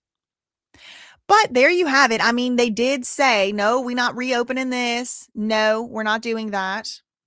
Let me go and see what y'all wanted me to talk about next. Oh, I already did it without doing y'all's vote. Shoot. Oh, well, whoops. Let me see. We'll have to do Chappell Roan next. Talk about next. Oh, already did. Oh, y'all did y'all not vote? Hold on. No, I just want to see. I went forward ahead with Kurt Cobain because it was shorter. Hold on. Oh, he won by a lot anyway. Okay. Let me end this poll. Thank you for those who voted. Shout out to y'all. 330 something votes. Okay, so now let's talk about Chappell Roan, girl. I mean, this is just a silly little thing from the weekend, but Chappell Marie Roan, she's in trouble. She's got banned from a concert she was supposed to perform at because she was mean to a fan, or at least her security was. Now, this girl's been getting on my nerves lately because nobody alive today could deal with what Britney Spears has had to deal with. But this girl is like very bratty about her fans and stuff. She's kind of known for it. At least they be putting her in the news as such. So this is her. Okay, there's no reader view. Okay, cute. No reader view on Billboard. Cute. Love that. Okay, so we'll just start here. This was an article from yesterday. It says, Rio mayor bans Chappell Roan from music event after a soccer star alleges her security upset his daughter. Okay, so Eduardo Cavaliere. Okay, let's see if we can get the girl. Can I read this freaking article? Rio de Janeiro's mayor is reacting to claims from Brazilian soccer star. How do you say this? Jorginho? That Chappell Roan's security upset his daughter. Okay, so there's a soccer, they call it football in Brazil, but we call it soccer here because we have American football. Okay, so Chappell Roan apparently pissed off this soccer star, all right, in Brazil. And if you know anything about soccer in Brazil, you better not. and pissed him off so bad that it's being reported that, and how did she do this? Well, apparently it was a snub to his daughter, but we'll get to the details. Pissed him off so bad that they've then retracted and rescinded her ability to perform at this Brazilian concert venue. In a post on X Saturday, the mayor of Rio de Janeiro, Eduardo Cavaliere, I don't know how to say any of these names, sorry, Cavaliere, he wrote that the 28-year-old, that's Chappell Roan, will never perform at Todo Mundo no Rio while he remains in office. And he extended an invitation for the athlete's 11-year-old daughter to attend an upcoming event as an honored guest. He said, I mean that as long as I am in charge of our city, this young lady, Chappell Roan, and he tagged her, the shade, will never perform at Todo Mundo no Rio. The mayor wrote in Portuguese. I doubt that Shakira would do that. By the way, and then he tags the soccer star, your little one is already the guest of honor of the organization in May. Okay, so this stadium is a series of free international music events held on Copacabana Beach in Rio de Janeiro in May. The inaugural edition was headlined by Madonna in 2024, Lady Gaga in 2025, and Shakira is going to be the May 2nd headliner. The soccer star reacted to the mayor's post with a pair of red heart emojis. The mayor's post follows a lengthy Instagram story from the soccer star on Saturday, in which he said Roan's security team left his daughter in tears after an incident. Let's see if we can get that. Let's go to that one. Soccer star Jorginho claims Chappell Roan's aggressive security left her 11-year-old daughter in tears. The Brazilian athlete says his daughter, I don't know what the her daughter is. What's the her daughter? Oh, it just says left 11-year-old daughter. I imagine that. I hallucinated. Okay, good. The Brazilian athlete says his daughter, dining at the same restaurant as Chappell Roan, was accused of harassment for simply walking past the singer's table. Okay, there she is right there. An encounter with Chappell Roan's security in Sao Paulo, Brazil, left pro soccer player Jorginho's 11-year-old daughter, who's a fan of the singer, who planned to see her perform at Lollapalooza Saturday night. She was extremely shaken, the 11-year-old. The defensive midfielder alleges in a complaint posted on Instagram before the show. Okay, I want to see the Instagram story. Did it get deleted? No. Oh, is it still up? Okay, here's him. That's him. That's the daughter. That's his wife. That's him again. Okay, so I guess I missed it. All right. So they do have some quotes here. We'll just read it. I went through the very upsetting situation with my family earlier today, the soccer star wrote in both Spanish and English in his Instagram story, and he tagged Chappell Roan. He said his wife, Catherine Harding, and his daughter were staying at Sao Paulo Hotel ahead of Chappell Roan's headlining Lollapalooza on Saturday. By chance, they happened to spot Chappell Roan at the hotel restaurant where they were having breakfast. Oh, shoot. He said, quote, "This morning, my daughter woke up incredibly excited. She even made a sign because she was so happy to see an artist she really admires or used to admire. During breakfast, the artist walked past their table. My daughter, like any child, recognized her, got excited, and just wanted to make sure it was really her. And the worst part is, my daughter didn't even approach Chappell Roan. She simply walked by the table and looked to confirm that it was her and smiled and went back to sit with her mom. She didn't say anything to Chappell Roan. She didn't ask for anything. What happened next was completely disproportionate. A large security guard came over to the table and they were both still having breakfast, and he began to speak in an extremely aggressive manner to my wife and my daughter, saying that she shouldn't allow my daughter to disrespect and harass other people. The security guard even said he would file a complaint against them with the hotel, while my 11-year-old daughter, who was a fan of Chappell Roan, sat there in tears. My daughter was extremely shaken and she cried a lot. Now, Billboard claims they reached out to a representative for Chappell Roan for comment, and they did not respond.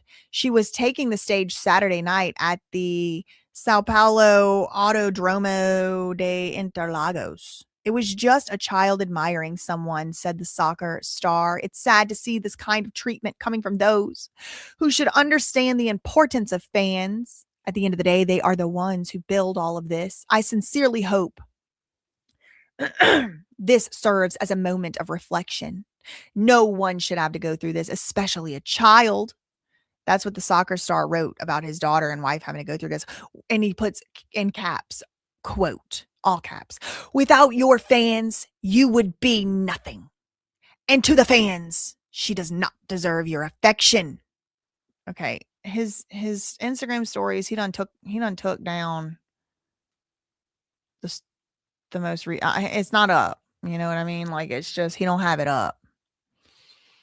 It's gone. It only stays up 24 hours. Earlier this month, Chappell Roan was seen self-documenting her experience being surrounded by a horde of autograph seekers. And so this is where I'm like, she's already been under fire for this. Do they have a video of it?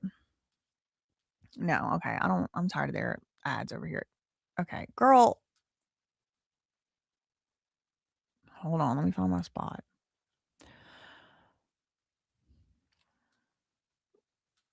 A large security guard came over. I was just a child admired. So it's sad to see this kind of treatment. Okay. I'm just trying to go. Okay. Earlier this month, she was seen documenting her experience surrounded by a horde of autograph seekers and photographers. "I'm just trying to go to dinner, and I've asked these people several times to get away from me," she was heard saying on her phone via a video filmed and uploaded online by an onlooker. "This person I've asked several times to go away, and they will not." The artist said that none of these bitches have what Britney Spears have what it takes to go through what Britney Spears went through. I'll tell you that. I don't either. This person, okay, they're hiding their face because they're ashamed. She was also heard saying she felt disregarded as a human amid all the people that are completely disregarding her boundaries. "All of you, I'm asking you kindly, please leave me alone. Stop following me and harassing me. No, I'm not going to sign. This is what it's like if you were wondering how it is." But then, y'all, it was like 5 people. Like, I remember what Britney Spears had to go through just seeing it on TV and in pictures, and it's just unimaginable. This was like 5 people.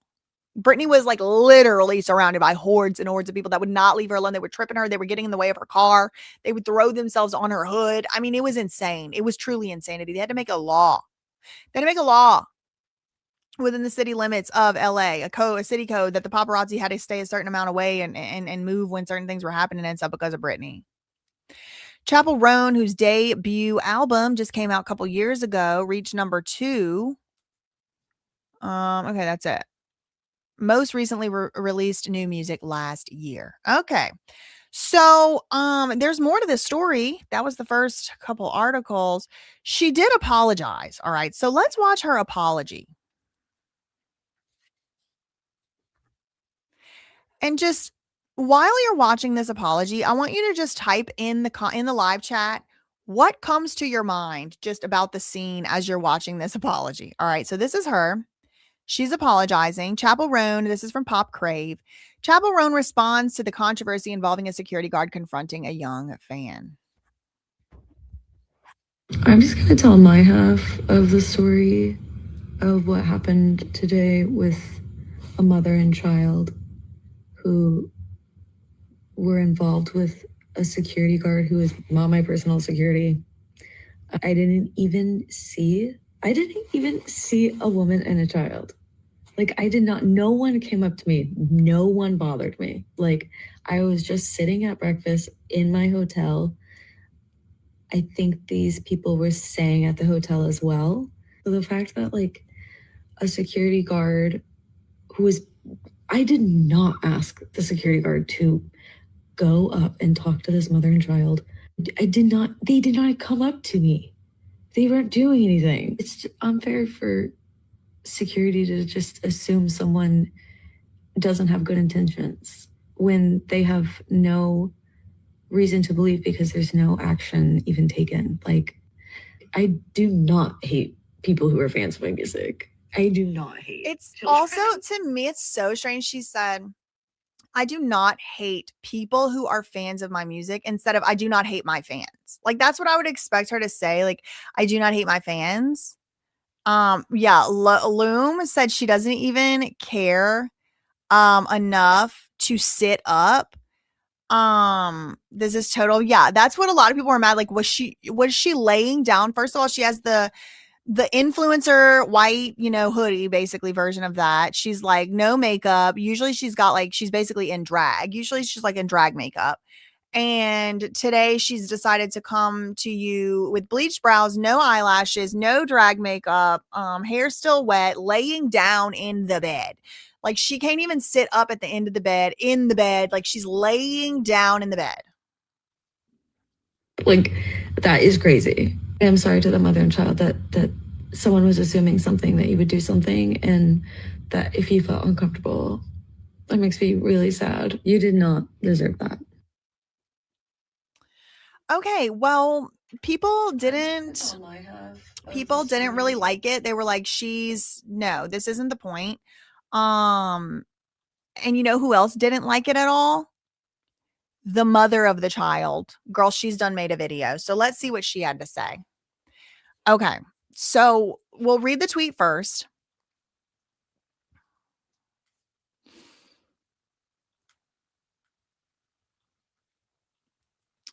Catherine Harding, the mother of the girl who was allegedly berated by a security guard after sneaking a peek at Chappell Roan during breakfast at a hotel, has now shared her side of the incident.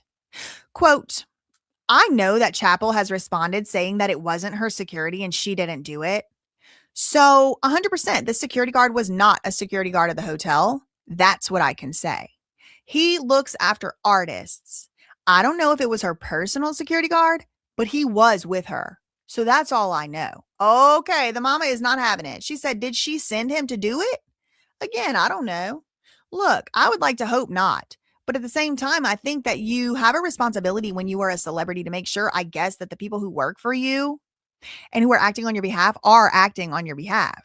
So would he do that if he didn't have her authority to do so? I don't know if he does, but obviously that would be a big problem because then he's representing her in a way that she doesn't want to be represented. So I think that's really important for her to notice and realize that's not correct. This is all coming from the mother. This is all coming from the mother of the little girl who apparently they were actually going to go to a Chappell Roan concert. The little girl had even made a sign. So the mother is like, we literally were staying at the same hotel. We were at breakfast and we noticed a girl walk past with long red hair, very curly. And I said to my daughter, oh my God, do you think that's Chappell Roan? And she looked and she's like, oh my God, Mom, do you think that's her? And so she said, I'm going to go and have a look outside to see. And she was just outside in the garden area, which we were also free to go into. The door was open. And so I went back to the table to sit and eat. And my daughter walked through the door. She didn't have her phone. She did not try to take a picture. She did not try to approach her. She literally didn't do anything. She just looked at her and smiled. And she came back and she actually said to me, Mom, I don't know if it's her. Because obviously she looks like, without her costumes and everything, she looks a bit different. So my mom said, oh my gosh, I'm not sure if it was her. I think it was her. Mom, it really, really looks like her, but I don't know. Maybe it's her sister. And she said, maybe it's her sister. I said, oh, okay. I don't know, darling. And that was it. And we continued our breakfast. But from that, then came this security guard who, as I said, as my husband said, had a very aggressive tone.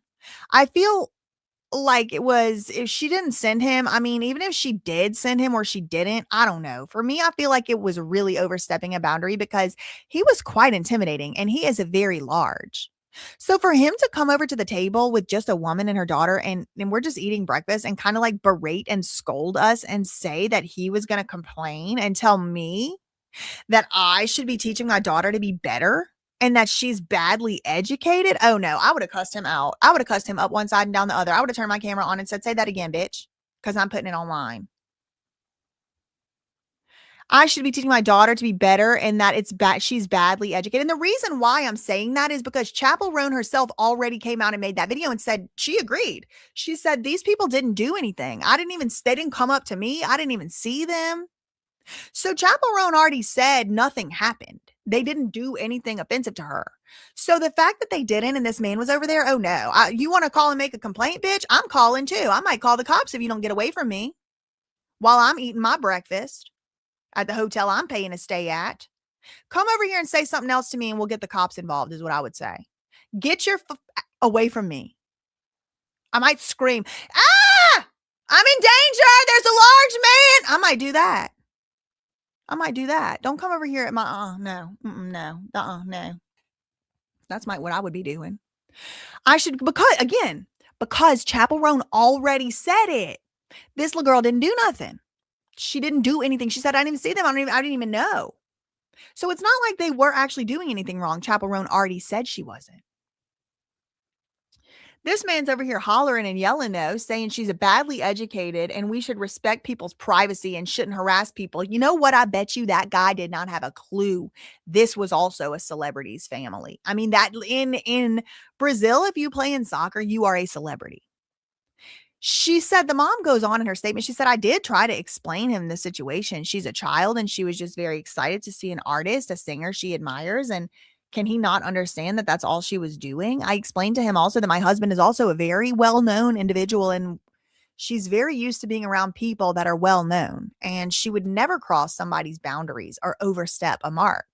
She very much knows her limits, not to ever be rude or make anyone feel. She understands this very well. And I tried to explain this to the security guard, the mom said.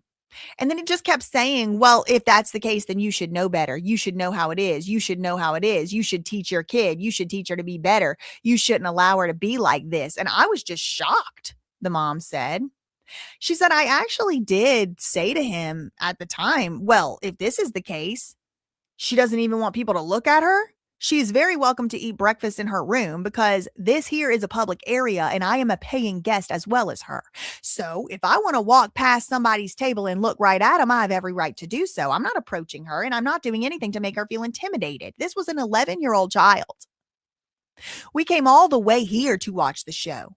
It was my daughter's birthday present, and she actually asked for tickets to come for her birthday present, which is a little bit ruined now because we didn't go to the show last night.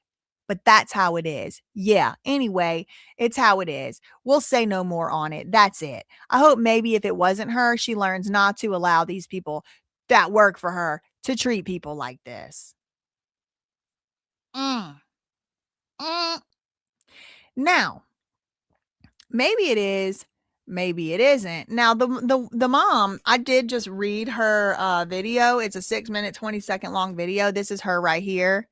We're not going to listen to it because I just basically read the transcript. Good morning. Bon dia. I wanted to say something because I'm getting so many messages. Okay, so that's her. She wanted to say something. Then there's a last clip I wanted to show y'all. And this is a resurfaced clip of apparently Chappell Roan in an airport. And so this is kind of like a drama channel type of thing, Kira. And they said, yep, she 100% did it. So this is a 5-second clip that's resurfaced of how she walks through the public. This is apparently the airport, I think. Look, she pointed and look, watch her. She's calling him out. She looks over to security. She points. She says, and then the security starts pointing. It's only 5 seconds, but watch.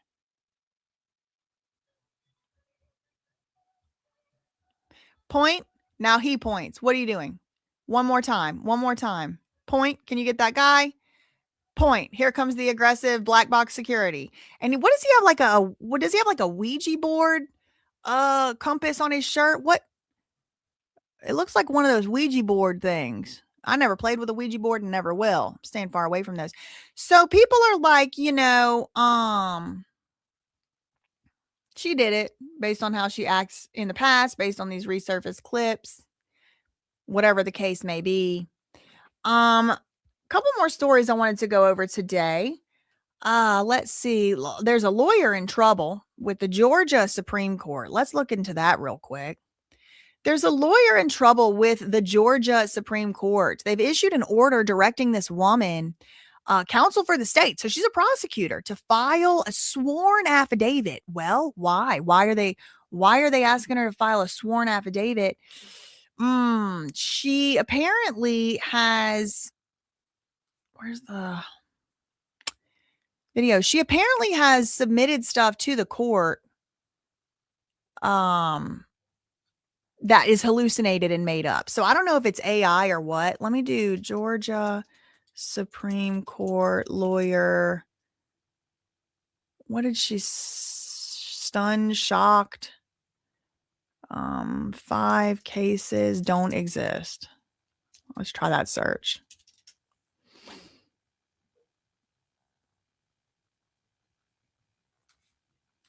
Okay, here's a video. Okay. It says, an absolutely excruciating moment at the Georgia Supreme Court this week.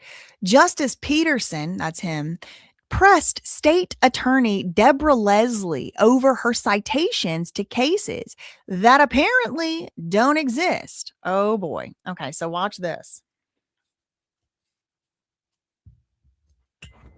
So before you sit down, Yes, there's sir. one more thing I need to ask you about, unfortunately. In reviewing the trial court's order denying the motion for new trial, there are at least 5 citations to cases that don't exist.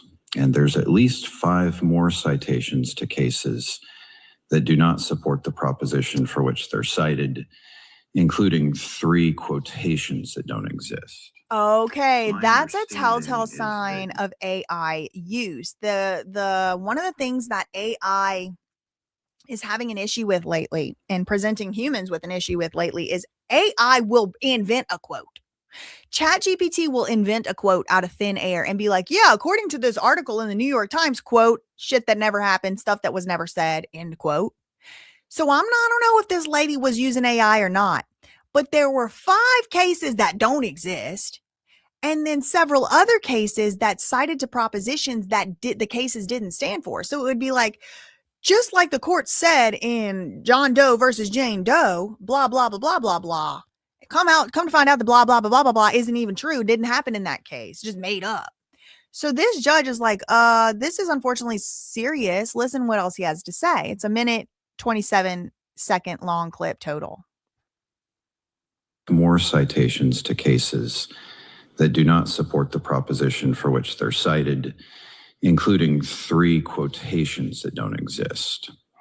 My understanding is that you prepared the order for new trial, the denial order for the trial court. Were those citations in the version of the order that you submitted to the trial court? No, Your Honor, I do not believe so. They were not. I did prepare an order. That order was revised. Okay, so the first thing she does is shirk responsibility. She denies it. She said, I prepared an order, yes, Your Honor, but someone else revised the one that I prepared, and that must have been them putting them fake cases that don't exist in there. That must have been them. The judge said, okay, listen how good he is, this justice. Like he walked her, oh shoot, sorry. He walked her right into it. Because he gave her a chance to admit it at first and say, yeah, it was in the order I submitted. But she said, I submitted one, but it was revised. So no, I didn't put that in there. The judge says, all right, bet. Listen what he says. That do not support the proposition for which they're cited, including 3 quotations that don't exist. My understanding is that you prepared the order for new trial, the denial order for the trial court. Were those citations in the version of the order that you submitted to the trial court? No, Your Honor, I do not believe so. They were not. I did prepare an order. That order was revised. So those non-existent cases were cited in your initial brief opposing the motion for new trial. You cited them in your brief.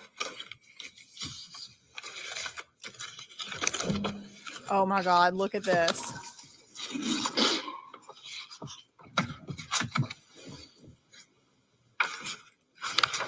Your Honor, I'm not aware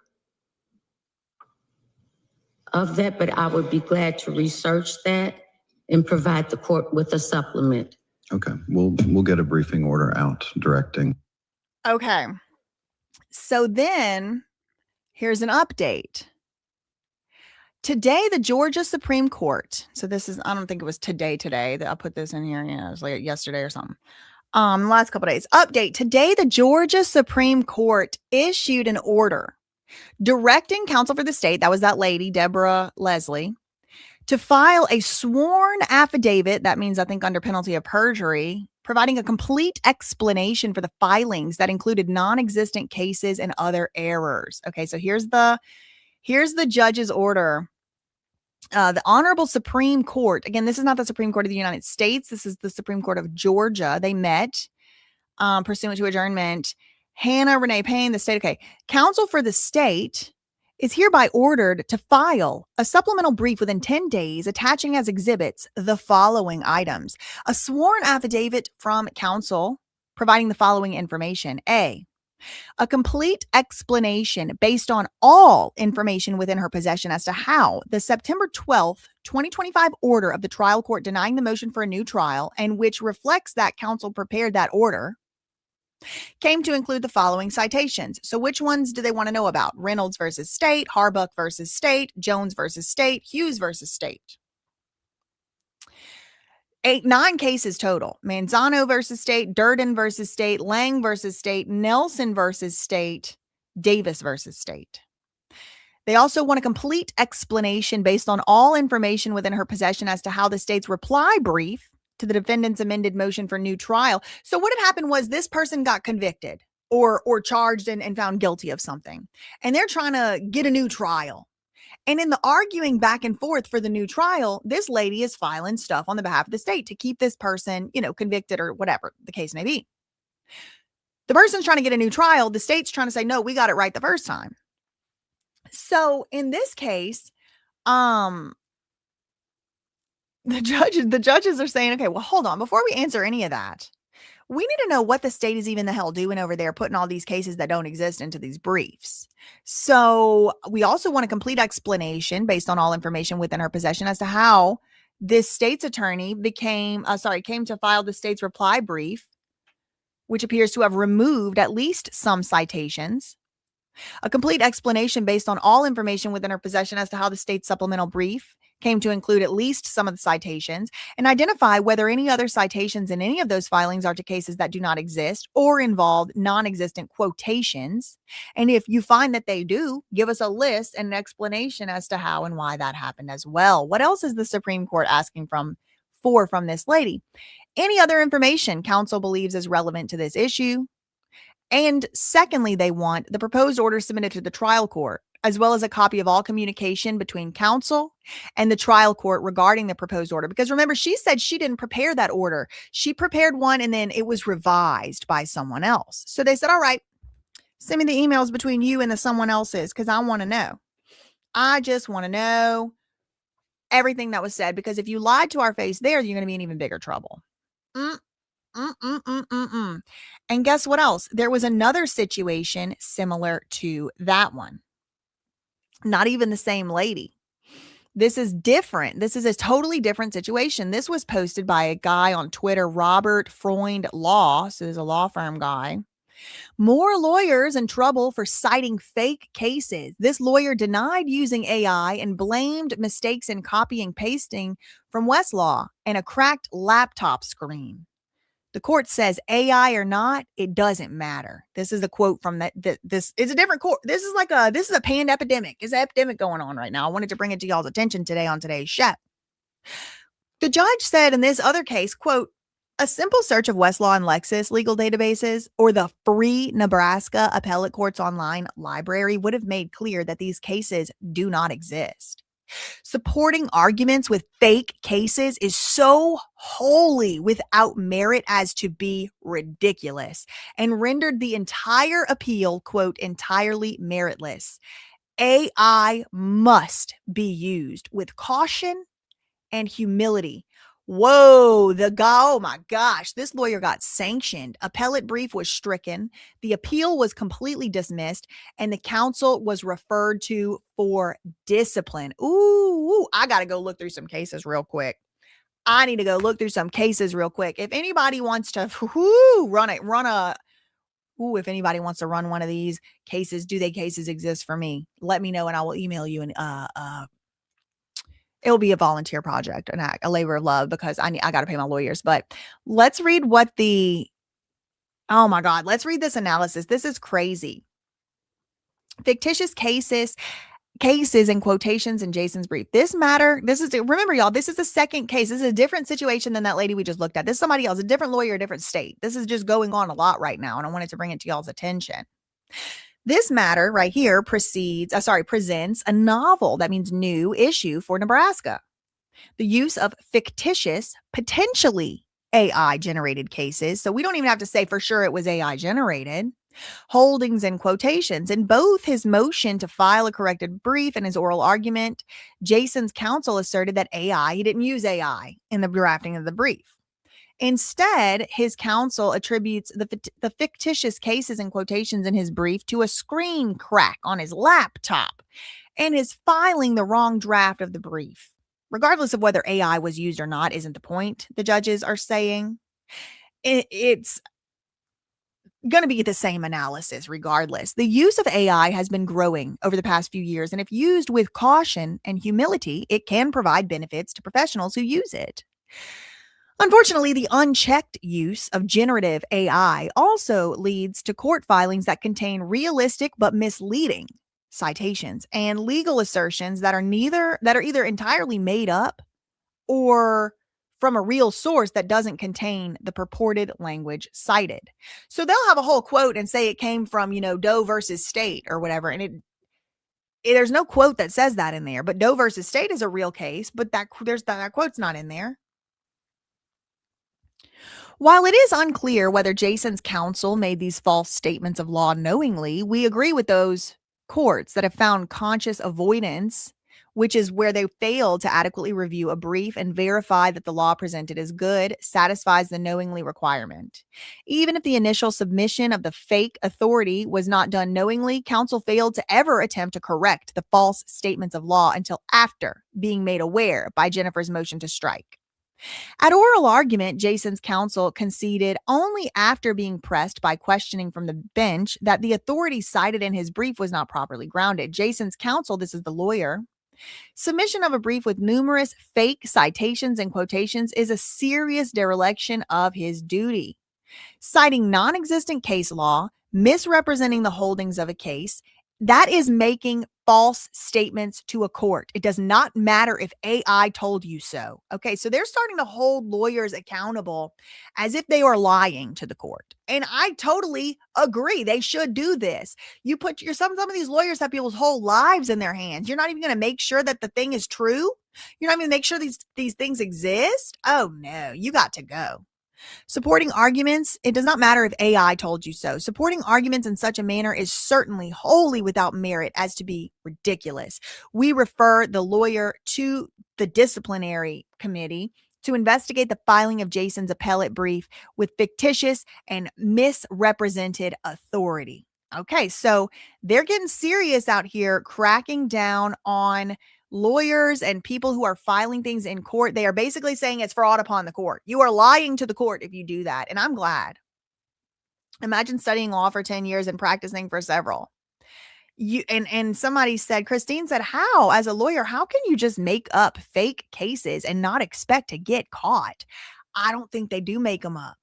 I don't think that's what's going on, Christine. I think that they are having AI do the things and AI is making it up. And I've seen that too myself. I've seen it where AI will just make up a quote, ain't even anything to do with it. But the lawyer now in Georgia is in trouble too. Now this is already going on. The one that I just read to y'all about was in Nebraska. He's already gotten in trouble. What else? The timeout box. Let's talk about the timeout box. What was this? So here's the timeout box. This is, as you can see, this is in a classroom. No child of mine, I'll tell you that.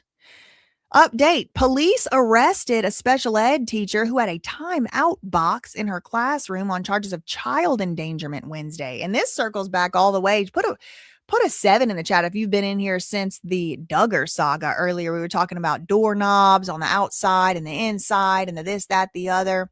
The first thing that came to my mind when I first heard about those Duggars, the first thing that came to my mind when I first heard about the doorknob and the outside and the false imprisonment and all of that, even before the doorknob information came out, actually, it was just when I heard about the false imprisonment part of it, I thought about those terpenes. Turpins who would keep their kids locked, chained up to a bed.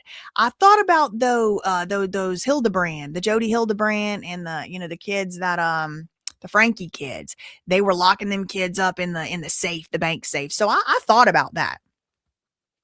I thought about that, but now we're talking about another situation where they're locking kids up, allegedly, apparently, according to reports on the internet. Police arrested a special ed teacher who had a timeout box in her classroom. She was arrested on charges of child endangerment on Wednesday after at least one parent reported the educator had placed her nonverbal child in a dark closet alone and poked her forehead with toothpicks. The arrest of Carrie Haverstock, 60 years old, by state police marked the first criminal charges brought against a district educator since revelations about the timeout boxes came. Whoa, there's more than one of these boxes? Hold on. What do you mean boxes? Franklin County District Attorney Elizabeth Crawford said the arrest of this teacher has nothing to do with the use of timeout boxes in the district and was prompted by a separate complaint. Crawford confirmed that law enforcement investigations into the timeout boxes are ongoing. Well, wait, hold on. After at least one parent, okay, all right. So this Haverstock was arrested after the timeout boxes started making waves. But they're saying that her arrest had nothing to do with the timeout boxes. So, girl, what in the hell is going on in that district over there? That is scary. They putting the special ed kids in the timeout boxes and having their foreheads poked with toothpicks? Oh, no. We ought to put them in the timeout box and see if they like it. What else is going on over here? The cops are going after the woman who organized. The cops are going after a woman who organized the spring break takeover. Let's see what that's about.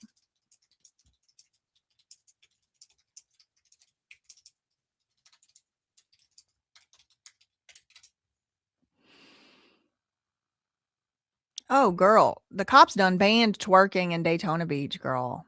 Cops ban over-the-top twerking at legendary Florida Party Beach. You will be charged. Oh, my goodness. Too much, girl. I don't know. Well, let me turn a reader view on. I don't know what they're going to show us on these pictures. Are they still showing the pictures? Oh, Lord. Okay, hold on. Let me just do a scroll real quick. I don't know what they're going to show on here. Oh, my Lord. All right, let's see. Too much twerking is a no-go at the Florida. They unbanned the twerking. At one Florida beach party beach where cops showed up with paintball guns and pepper spray over the weekend to shut down the wild spring break booty shaking. No twerking. You will be charged with disorderly conduct. The Post heard an officer screaming. This is a paintball situation. Don't worry, that's not a pew pew weapon. The footloose. Still, I mean, you can hurt somebody with one, but it's just so y'all know, and just so the algorithm knows and it doesn't penalize me. The Footloose-esque bums rush came after a spate of violence in Daytona Beach. Right, there was like a situation that went on in Daytona Beach. This included shootings and a panicked stampede at a party. Panama City Beach, a long time hard partying spring break mecca, has tried to clean up its reputation after its own struggles with pew pew, out of control parties, and SUL assaults. You can't drink on the beach. You can't even have coolers. And now there's an 8 p.m. curfew. Cops.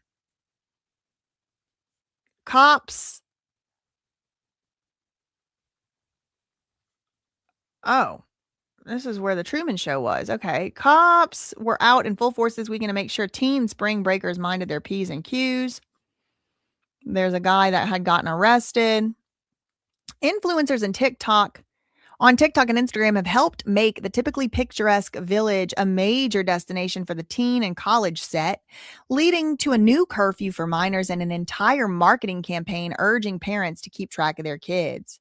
5 years ago, spring break was absolutely crazy, but what we did was create this curfew and a campaign with the Come Get Your Kids hashtag to encourage parents to keep track of their unaccompanied minors. This is the general manager of the Seaside Community Development Corporation.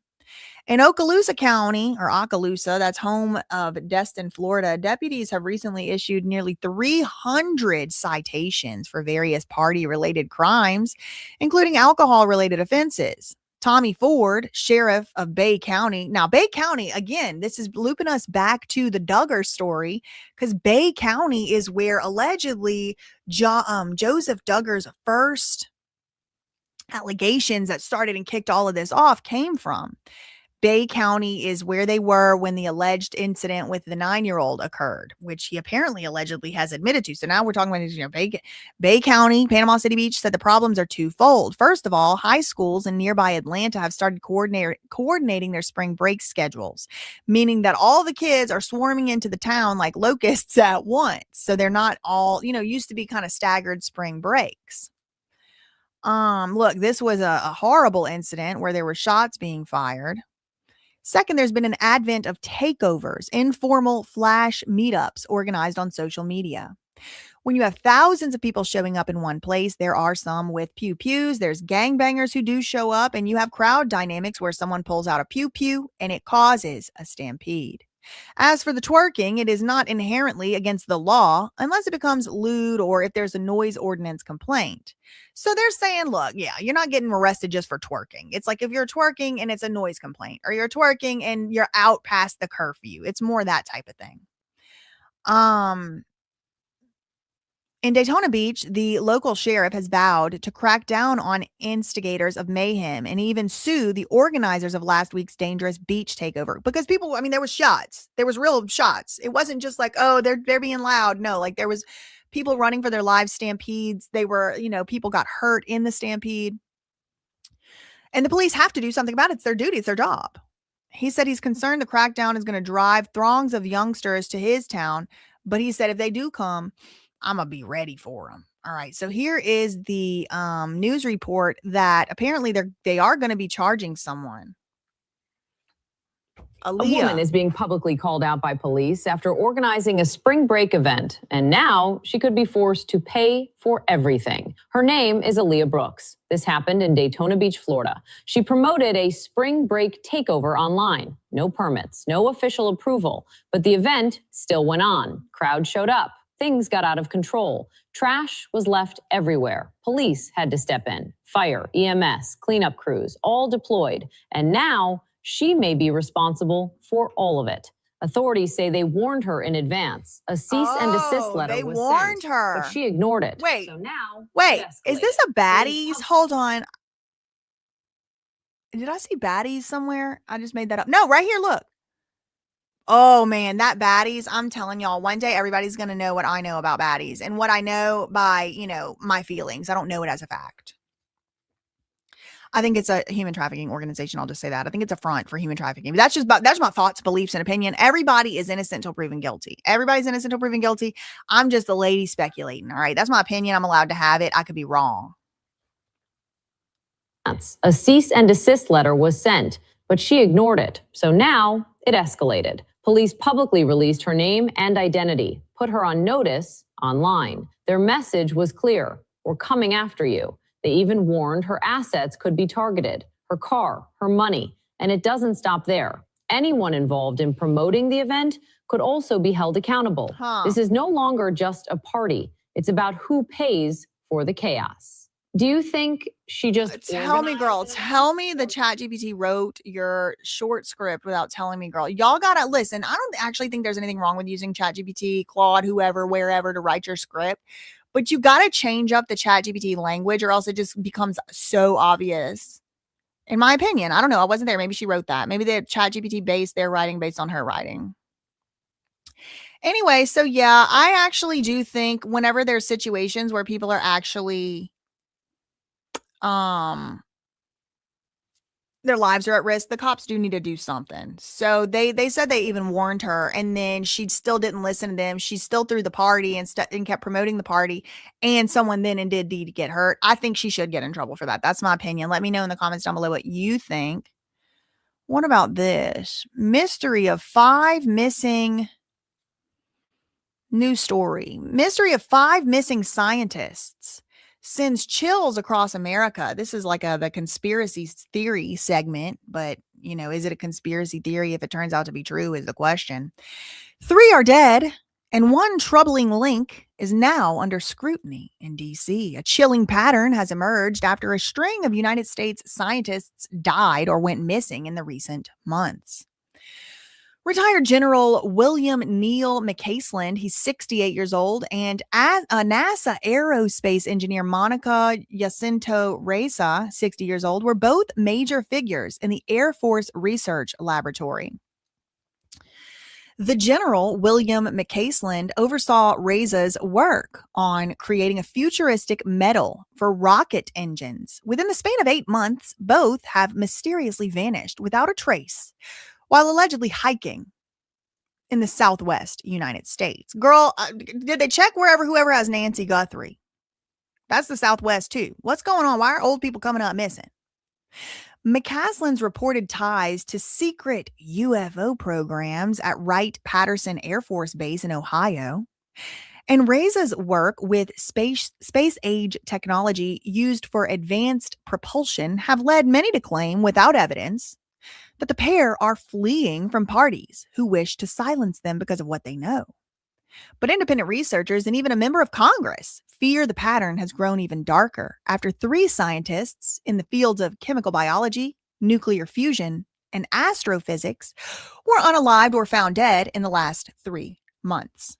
One of those renowned scientists was working on a breakthrough that could one day revolutionize science, creating an unlimited energy source that may, don't start working on an unlimited energy source and prepare to make it available to the people, because you will be gone pecan. You will be out down for the count. You will be checked out. You will be no longer accounted for. Okay. Do not try to come up with an unlimited energy source and advertise it to the people. All right. You cannot do that. You will be down for the count. Or do. But I've just seen, in the past, look, one of the scientists that ended up dead was working on a breakthrough that could one day revolutionize science by creating unlimited energy source. Well, then why would there be any wars? There would be more oil to fight over. There would be no more oil to fight over because there would be unlimited energy coming from somewhere. No, this person had to go, according to whoever got them. May end the use of fossil fuel as we know it. Well, all the bad guys will gang up and be on the same team to try and get rid of you if you're doing that. Tennessee Congressman Tim Burchett told Daily Mail he saw a clear pattern in these seemingly unrelated deaths and disappearances, noting that the work several of them were doing has been linked to theories about extraterrestrial spacecraft. I think it has more to do with this unlimited energy source. Like, the aliens are here. They always have been here. Just because the government is going to start allowing us to know about it doesn't mean anything to me. I'll let y'all know. I came off an alien spaceship several generations ago. My people did. Okay. Most of y'all probably came from an alien spaceship. All of us are aliens. Surprise. There's aliens and it's us. Okay. That's surprise. Okay. So when they start revealing this to you, just remember when I already told you aliens are real. Okay. And you might be an alien too. And that'd be all right. All right. We're all on Earth now. Okay. And we're all probably cousins. Anyway, but they're trying to say maybe it's because something to do with aliens or something, Tennessee graves or whatever. There have been several others throughout the country that have disappeared under suspicious circumstances, the Congressman Tim Burchett said. I think we ought to be paying attention to it. Okay, so this is where they, went missing from and all. Burchett also blasted the nation's intelligence community, specifically calling out the so-called alphabet agencies for being unhelpful and frustrating attempts to find the truth about what happened to the scientists. The numbers seem very high in these certain areas of research. I think we'd better be paying attention, the congressman said. I don't think we should trust our government, he warned. Okay, well, spoiler alert, guy, you're the government now. All right, you're in the government. All right, just in case there was any confusion, which it seems like there is. McCasland has not been seen since February 27th, so almost a month, when he suddenly left his home without a phone and was last spotted near Quail Run Court, northeast in Albuquerque, New Mexico. Very interesting. The congressman specifically noted that McCasland's disappearance was a major national security issue, claiming that the general not only possessed some of America's nuclear secrets. Oh my God. So what if they just kidnapped him and somebody's got him overseas somewhere and they're like, what's the nuclear codes? Claiming that the general not only possessed some of America's nuclear secrets, but also worked with recovered UFO technology housed in Ohio. Oh God, they got UFO technology in Ohio now. They see how they just tell you now. I'm telling y'all, the aliens are real. Aliens exist. They already here. The aliens are going to invade. They already invaded. They're here right now. They're all here right now. The aliens are already here. I'm saying it like that because they're trying to scare us now. Don't be scared. Don't be scared of anything. You don't have nothing to be scared of. Anyway, the congressman specifically noted that McCaslin's disappearance was a major national security issue. He became McCaslin became associated with UFO topics after the 2016 WikiLeaks release of emails from John Podesta, Hillary Clinton's campaign chairman. In the email, and this is when Pizzagate started as well. In the emails, musician Tom DeLonge, who is the founder of Blink 182, where are you? And the UFO focus To the Stars Academy referenced McCaslin multiple times. What the hell? Claiming he had advised him on disclosure matters and helped assemble an advisory team. The general had previously led the Air Force Research Laboratory at Wright-Patterson Air Force Base, which was rumored to hold extraterrestrial debris from the 1947 Roswell UFO crash. Everyone's talking about the UFO stuff, Burchett, the congressman said. Those folks are very secretive about what they know. So I suspect very much that McCaslin, the missing scientist, was involved in some of that. Well, these are the missing people. McCaslin's wife, Susan, claimed that foul play was not suspected in her husband's disappearance, but noted that the avid hiker and cyclist left home with only a pair of boots and his gun. Okay, girl. And he's been gone for a month and you don't think there's any foul play? Girl. The retired Air Force officer did not take his phone, his wearable devices, nor his prescription glasses that he needs to see. He left behind any way of tracing or contacting him. Burchett also confirmed that one of the other missing scientists, Reza, the one other missing lady, was working on special metals used in missiles and rocket technology, which raised questions for him about where those materials originally came from. I've talked to people in departments that say, in fact, they do exist. There is UFO material, but we just don't really know what it is or what to do with it.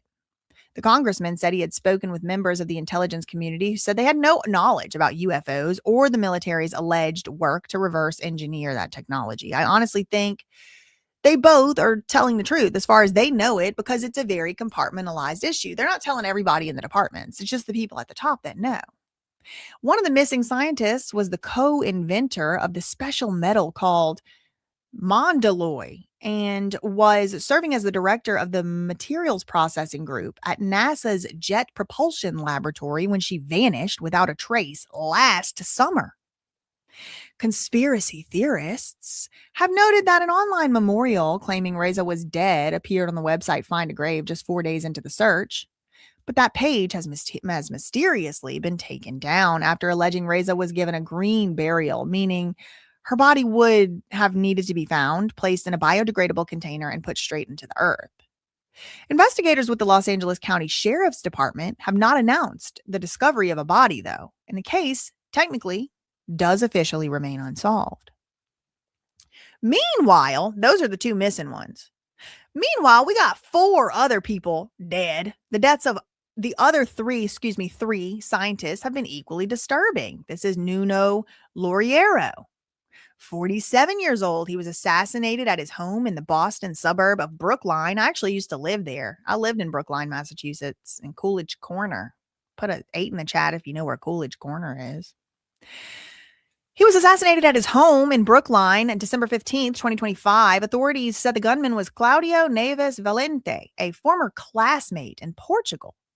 The scientist, a very respected physicist, had recently become the director of the Plasma Science and Fusion Center at MIT, and he was reportedly on the brink of revolutionizing the energy sector as we know it.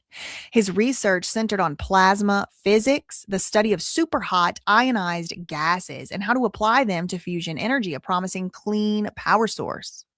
However, independent investigator Daniel Litz has claimed that this obscure science has also been tied to speculation about the advanced propulsion of this secret UFO tech. noting that Laurierio's background is also involved. It also involved neutron star mergers as theorized as an unlimited energy source. Okay, so two of them were working on things having to do with unlimited energy. Okay, we cannot have the oil barons and the oil tycoons and the financial systems that depend on them cannot have us having free energy.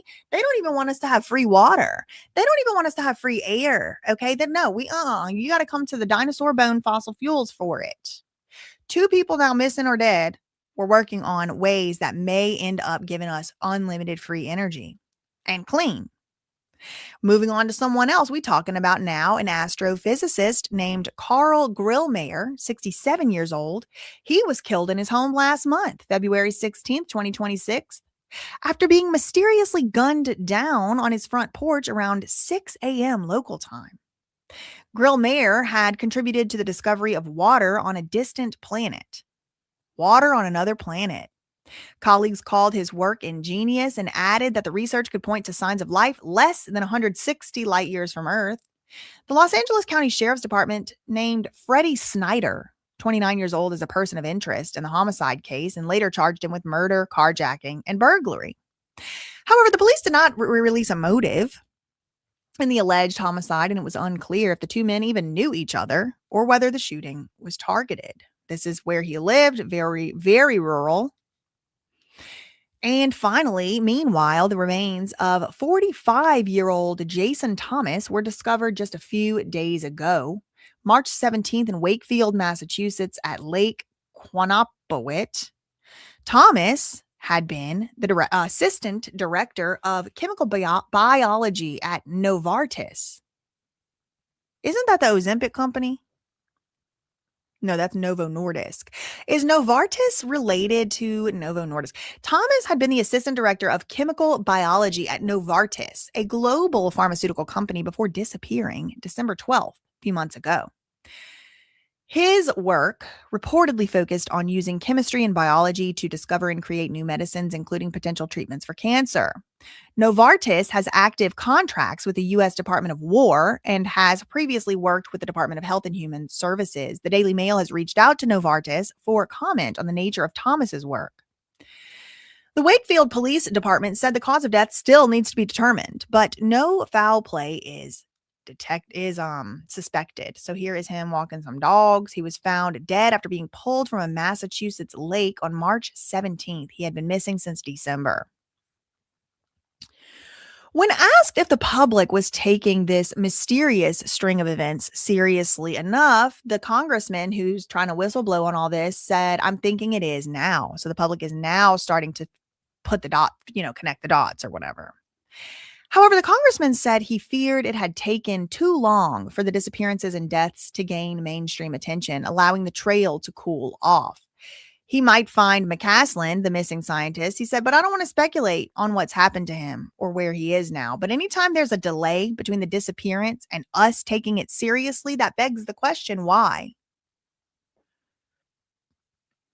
Why were we not immediately paying attention to this? I mean, girl, there's a lot going on. That might be one reason. There is so much going on. There is so much going on. It might be one of the reasons. Now, I did have another story to tell y'all about. Is this a video? Okay.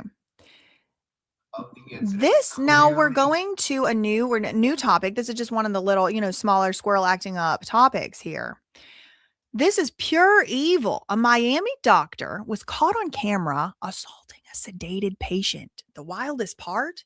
His lawyer is looking at the exact same video and arguing in court that it was consensual, but this woman was under anesthesia. The 29-year-old victim was vlogging her procedure when the sedatives kicked in.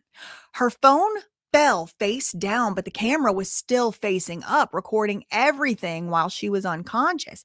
How can a defense attorney legally look a judge in the eye and call an assault on an unconscious woman consensual? Okay, so this is a 45-second clip. He looks evil. He has demon face. Your Honor, we have a video of the incident clearly, not even any question that this was a consensual encounter. This patient goes to the doctor to get some medical procedures done in her face, and she wants to document it. So she starts documenting, okay, I'm getting injections in my face, I'm getting this, I'm getting that. And through this process, she is recording it, but she's also taking a gas, which makes her calm. Wait. Okay, not to interrupt this officer. This lady right here is iconic. Judge Mindy Glazier, she's always coming up in these cases. She's on the beat. All right. She's always coming up. What was she in? Type in below. There was 2 cases that she did. 2. This is the 3rd time I've seen her in a case I've covered. She is recording it, but she's also taking a gas, which makes her calm down. She had also taken a pill to calm down. When she decides to record herself in one of those instances, she passes out. The phone falls, and it falls right next to her lap. It falls with the screen facing down, the camera facing up. So it's capturing everything. And the lawyer, his defense lawyer, was like, this was a obviously consensual encounter. The police is like, consensual how? She was passed out. She literally couldn't even hold her phone. She's passed out. So that's what they doing out here. I mean, I guess he was sentenced. I don't really know. We did the Chappell Roan. Okay. And there was one other topic that I wanted to cover today, but I'm not going to get to it. It was the fraud in California saga. So I guess tomorrow or the next day, whenever I do my next live, and I will let y'all know, I'll cover the fraud in California. This is where they were supposedly, allegedly, bribing homeless people on Skid Row with what case was she on? She was on Nikita Dragon. They don't want us to have anything. No, they do not. And I think y'all probably could get away with doing unlimited free energy for your own self and just not tell anybody about it. But as soon as you start putting it online or working on it at a lab, they're going to come get you. That's what I've found out about this open air hell prison. Okay. Was she on the Parkland Pew Pew case? I don't know.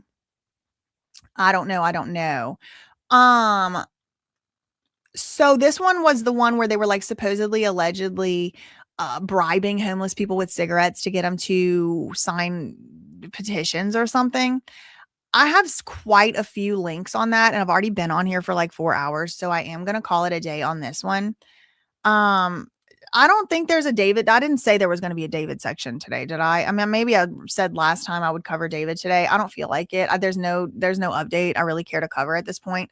I will cover eventually his parents like court case, like filings from the appeals court, but like it's just kind of like old news at this point, and I don't feel like it. I don't think I said I was going to be covering David today though. When something else new happens, I'll cover David. I'm kind of over it until they arrest somebody. That's kind of how I'm feeling about it. And there's just other stuff that we need to, we need to cover and all of that. Now, what I will tell you is please make sure you are subscribed, not only to this channel, but also BJ Investigates, because I have a video coming out. It might even be probably tomorrow at this point. It'll probably end up being tomorrow at this point. But I do have a video coming out on Janet Jackson, Justin Timberlake, the wardrobe malfunction, all of that. It'll probably be coming out tomorrow. That's all I really had for this one. Please, if you can, hype this video, watch as much of this stream as you can, and as many of these streams as you can. I'm hoping that we can do, super chats, memberships, and all that very soon. Hopefully after this video, hopefully today I can get the 4,000 watch hours, but the best way to help would just be stream as many hours as you can of this.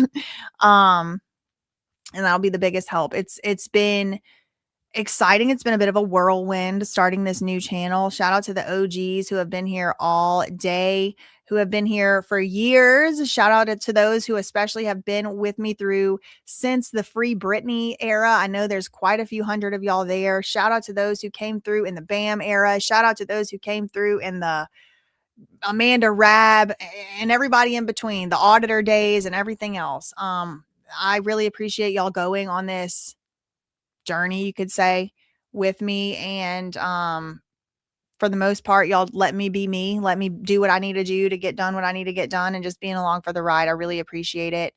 It is very I'm still a little nervous, I'm still a little scared to start something new, But y'all have kind of made me realize like it's going to be okay and that y'all are going to support me no matter what. And through, you know, if we got to make 10 new channels, we just do to get it going, to get it, you know, whatever needs to be done. And I do really appreciate that. And that's all I really had for this one. In the meantime, facts ain't defamation and neither are opinions. Everybody is innocent until proven guilty. And I will see you on the next one. Love you, Mina K. Bye.